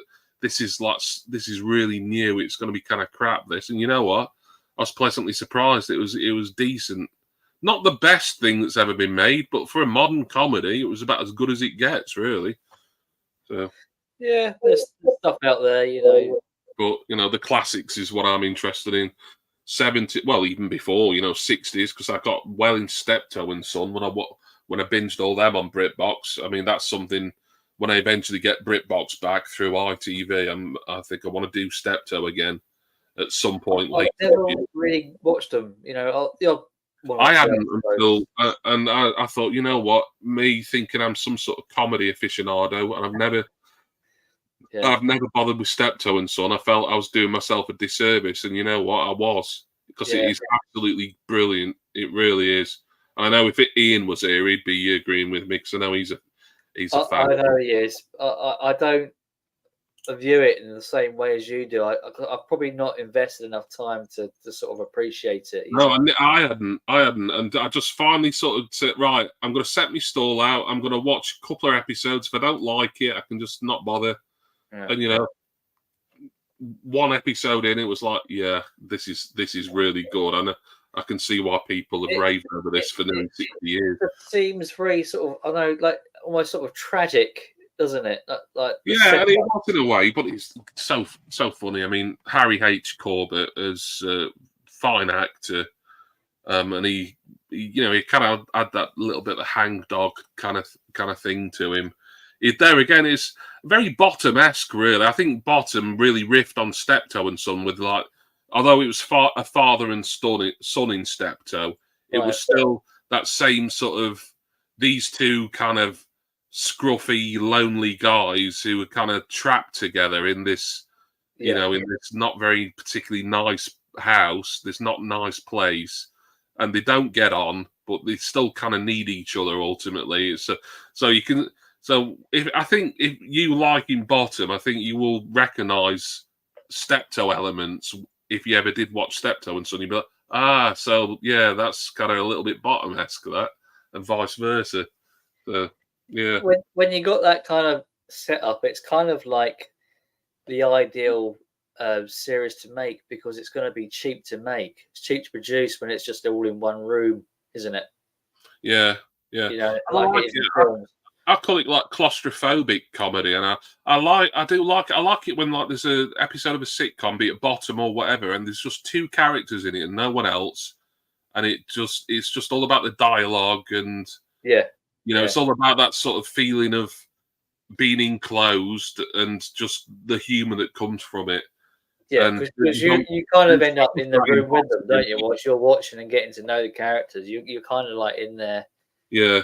You know, it's like that a lot of the time with Steptoe. I mean, there's a lot of they go out and about, and there's other characters who kind of come and go occasionally in Steptoe. But yeah, it is about the father and son. But it is. I mean, Galton and Simpson wrote it, and I'd never really appreciated them until I'd watched Steptoe and Son.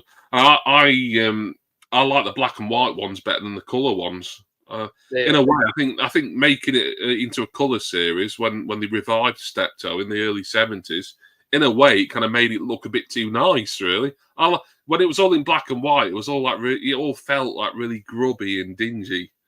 And in colour, it's like they were still funny. I'd recommend them all, but for me, the black and white ones were the best.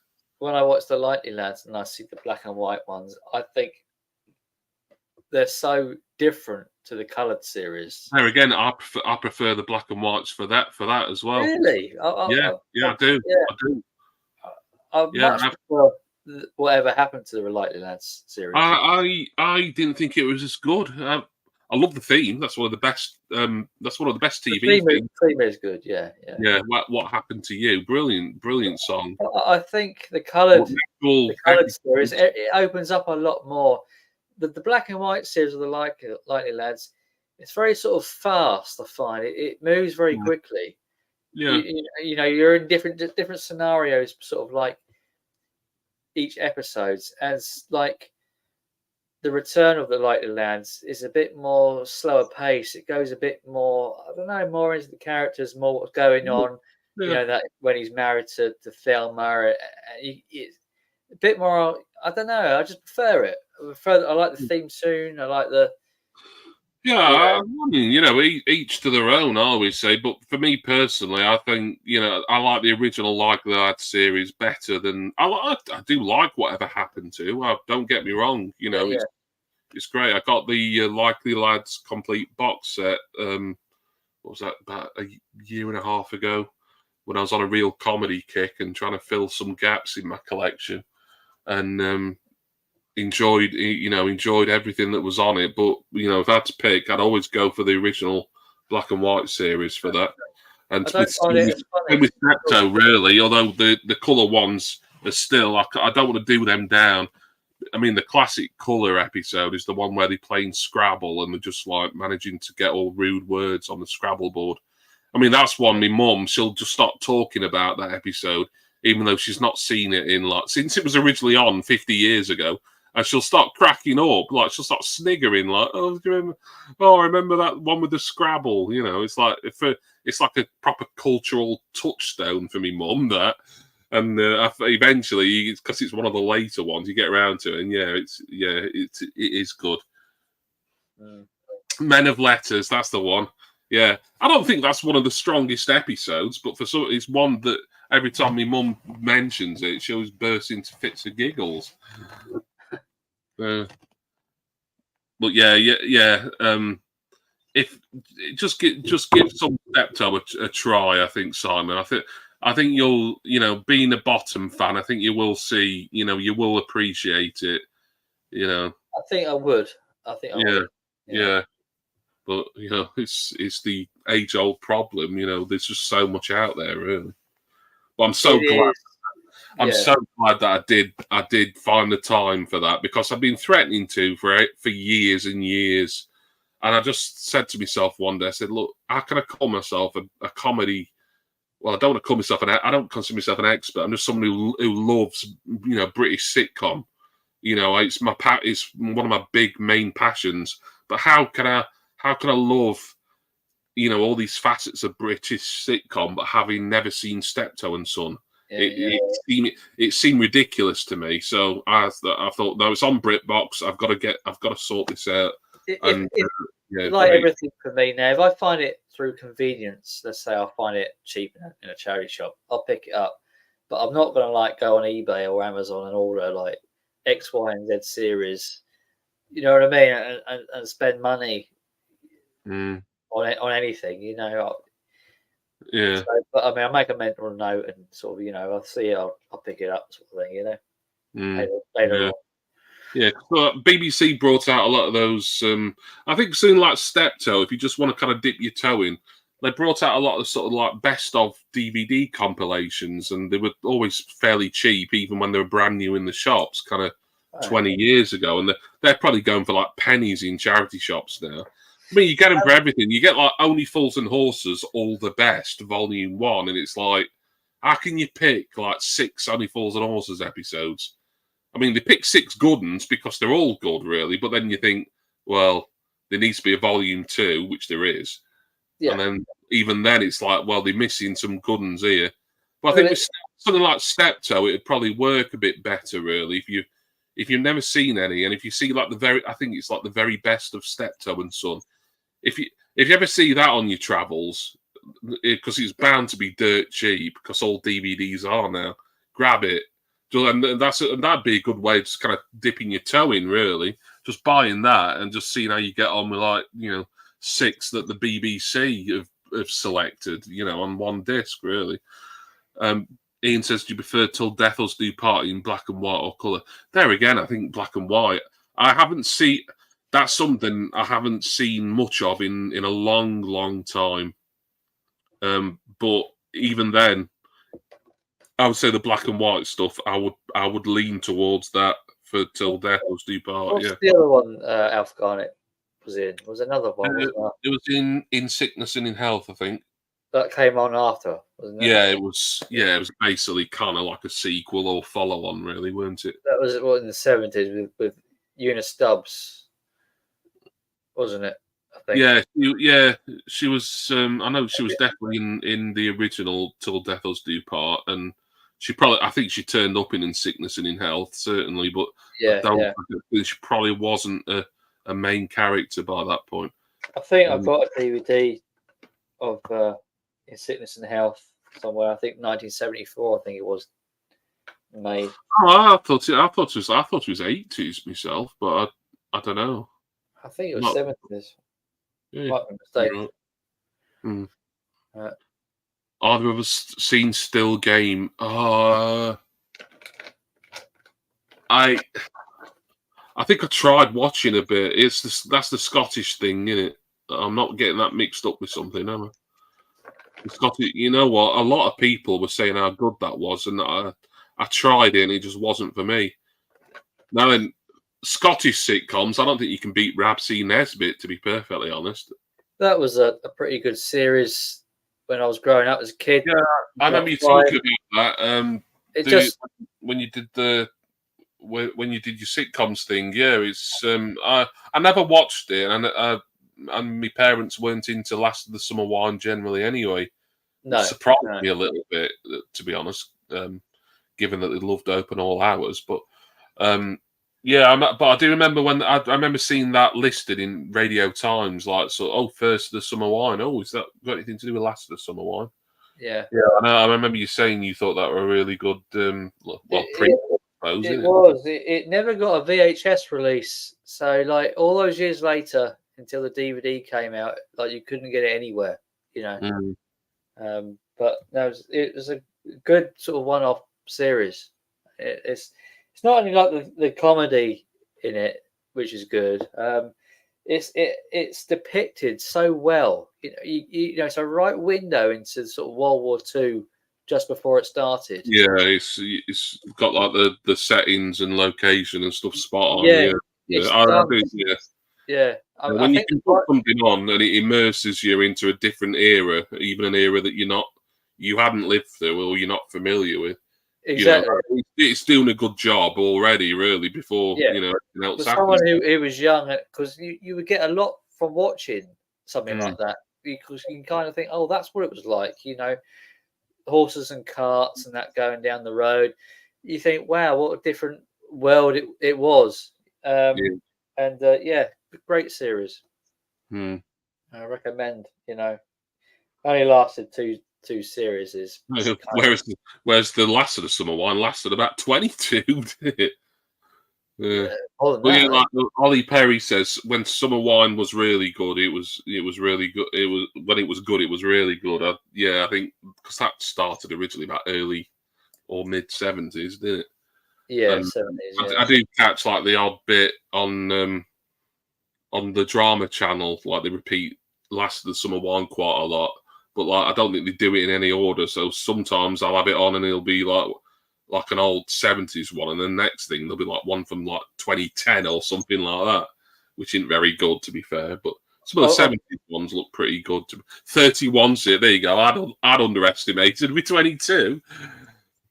Yeah, 31. I think was it around about the 20s? I think Compo passed away. I think. Yeah, that would have been about late 90s, I think, or early 2000s. Around about 2008, 2009, so right about then, I think. Oh, late as that. Yeah. Yeah, I lose track.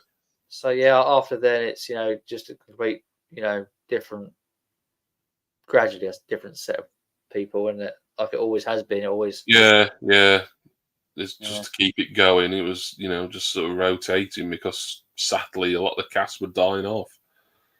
Was it 2000? Oh, I thought it was a. Yeah, it seemed some years ago. Yeah.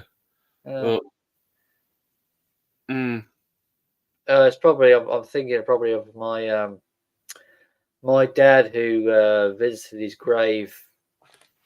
Probably it was around about that time. I was probably mixing my dates up. He was in Whatever Happened to the Likely Lads, weren't he, Bill Owen? He was, yeah, he was. Yeah, not sort of loads, but he was in at least a couple, maybe more, weren't he? Yeah, you played Thelma's father, was it? Yes, I think it was Thelma's father. Yeah, he's like an ordinary sort of guy, wouldn't he? Completely different to when I was watching it, I was like, hang on, is that Compo? It took me like a couple of minutes, like, oh yeah, it is, yeah. Yeah, that must have been around about when he started The Last, because that was based in the sort of that would have been a similar time period, where he'd probably been doing that for at least a short while, yeah. But I mean, like they were sort of old men, weren't they, in The Last Summer Wine? But they were young old men, weren't they? Yeah. But gradually go through the series as they get older and older. Eventually pass away, of course. Yeah. But it's like the live action version of The Simpsons, like they've never aged. Like they've been bloody like 80 or whatever, like from 1972 to 2002 kind of thing. Yeah, it's like they've been old men for like 30 odd years almost. Yeah. Yeah. But yeah. I suppose they'll probably been like us in their 60s, I suppose, when they started. Yeah. You'd I thought like the early 70s ones, they would be they'd maybe just started claiming the pension, so maybe early 60s perhaps. Yeah. They've done well to keep it going though, didn't they? I mean, like, Yeah. Well, I mean, I think I would enjoy the 70s and maybe even a lot of the 80s ones a lot, but I think it really needed to finish well before the time it had finished. Yeah, I'm not quite sure when it should have finished, but I suppose I would have thought maybe the 90s they should have ended it. Yeah, or at least when sort of when Compo had passed away, because he was kind of like one of the originals.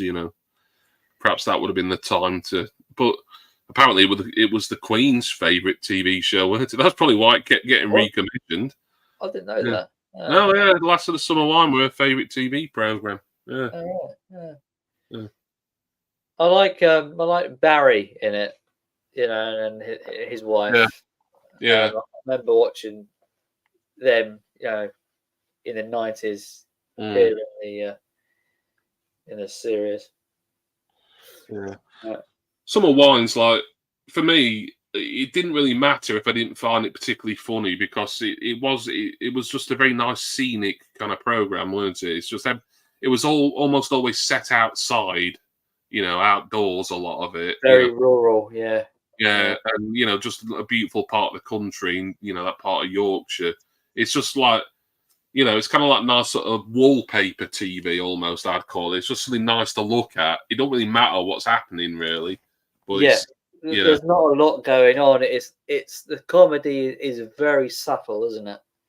Yeah, and I mean, they had the daftness and stuff, like the escapades and things like that. And once the original sort of 3 old men palling around thing had kind of, they kind of couldn't do that anymore with because of death and whatever else, and they were just using other characters for the similar setups. It just didn't. It did, that's probably certainly it should have ended by then, but it kept going, and like I say, it still had a decent audience, I think, till the very end. And it's well known to be Queen Elizabeth II's favorite ever program. That she wouldn't miss it. It's very like Ian says here, made for Sunday evenings. Just something chilled to put on a Sunday. It's not going to offend anyone. It might, if you're lucky, it might give you a couple of chuckles, but it's just something nice to look at while you kind of sort of, still a bit stuff from your Sunday roast, really, isn't it? It isn't very appreciated, is it, by people who can't seem to sort of grasp that and just think, oh yeah, it's crap. You got to think about when it was aired and what it was about. It's not. I love comedy, and I'll never say Last of the Summer Wine was the funniest thing ever, because I'd be lying. But for what it was, and for its target audience, and for its place in British culture and in television history, I've got time for it, and I've got respect for it. Ollie said there's it's a great almost like a retirement a program for retired people, isn't it? Yeah. Well, I think it's also something. I think it's kind of like it's like a thing a family can sit. Family as well, yeah. Young and old, because there's going to be nothing. There's going to be no swearing in it. There's going to be no sex in it, apart from maybe a little bit of innuendo now and again, but nothing major. It's just old people just being daft, really, in a nice, pastoral setting. What's to be offended about that? If it's not funny, no, it was, particularly towards the end, it wasn't funny. It was, the scripts. I mean, Roy Clark. I mean, bloody hell, how many scripts would he have written for that alone? By all accounts, I think he did them all in. He didn't have any help or anything. Can you imagine writing all those sitcom scripts for like 30 years or more? Blimey, I watched the third season fairly recently, and the dialogue in it was a bit hard to sort of digest at times. You got I can't remember the character, the guy that passed away quite early. The guy with the hat. I can picture him. Yeah, I can't think of his, but he was like one of the 3 men. Because like they had to chop and change one of those a few times in the early years, didn't they? Yeah, I think Foggy came in, didn't he? At some Foggy, point. and then he left because I think Brian Wilde was given some sort of like his own sitcom project, and it didn't do very well. So then eventually he came back to Last of the Summer Wine when the previous guy had either died or he'd left for.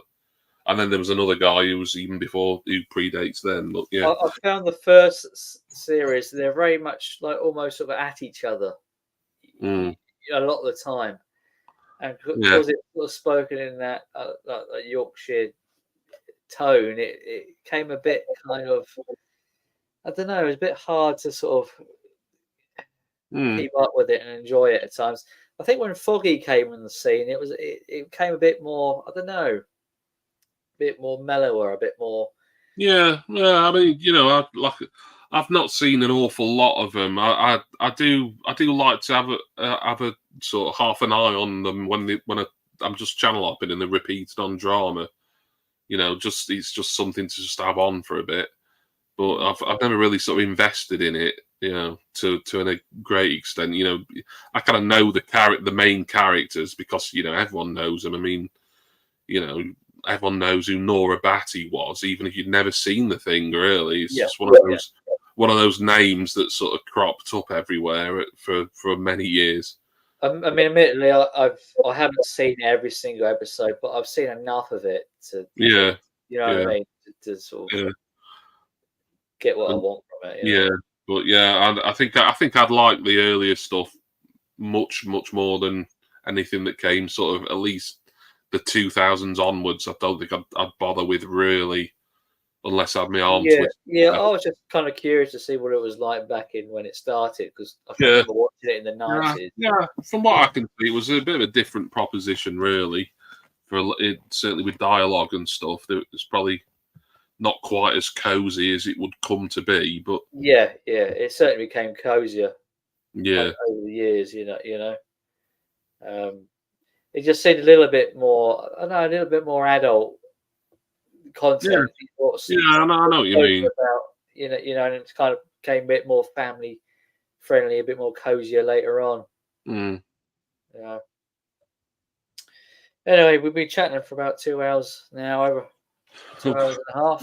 Oh, blimey! Don't fly when you're in good company. Yeah. Better call it a day and maybe have a bit of a chat. Yep. Behind the scenes, maybe. All right. See you later. Ta-da. Bye.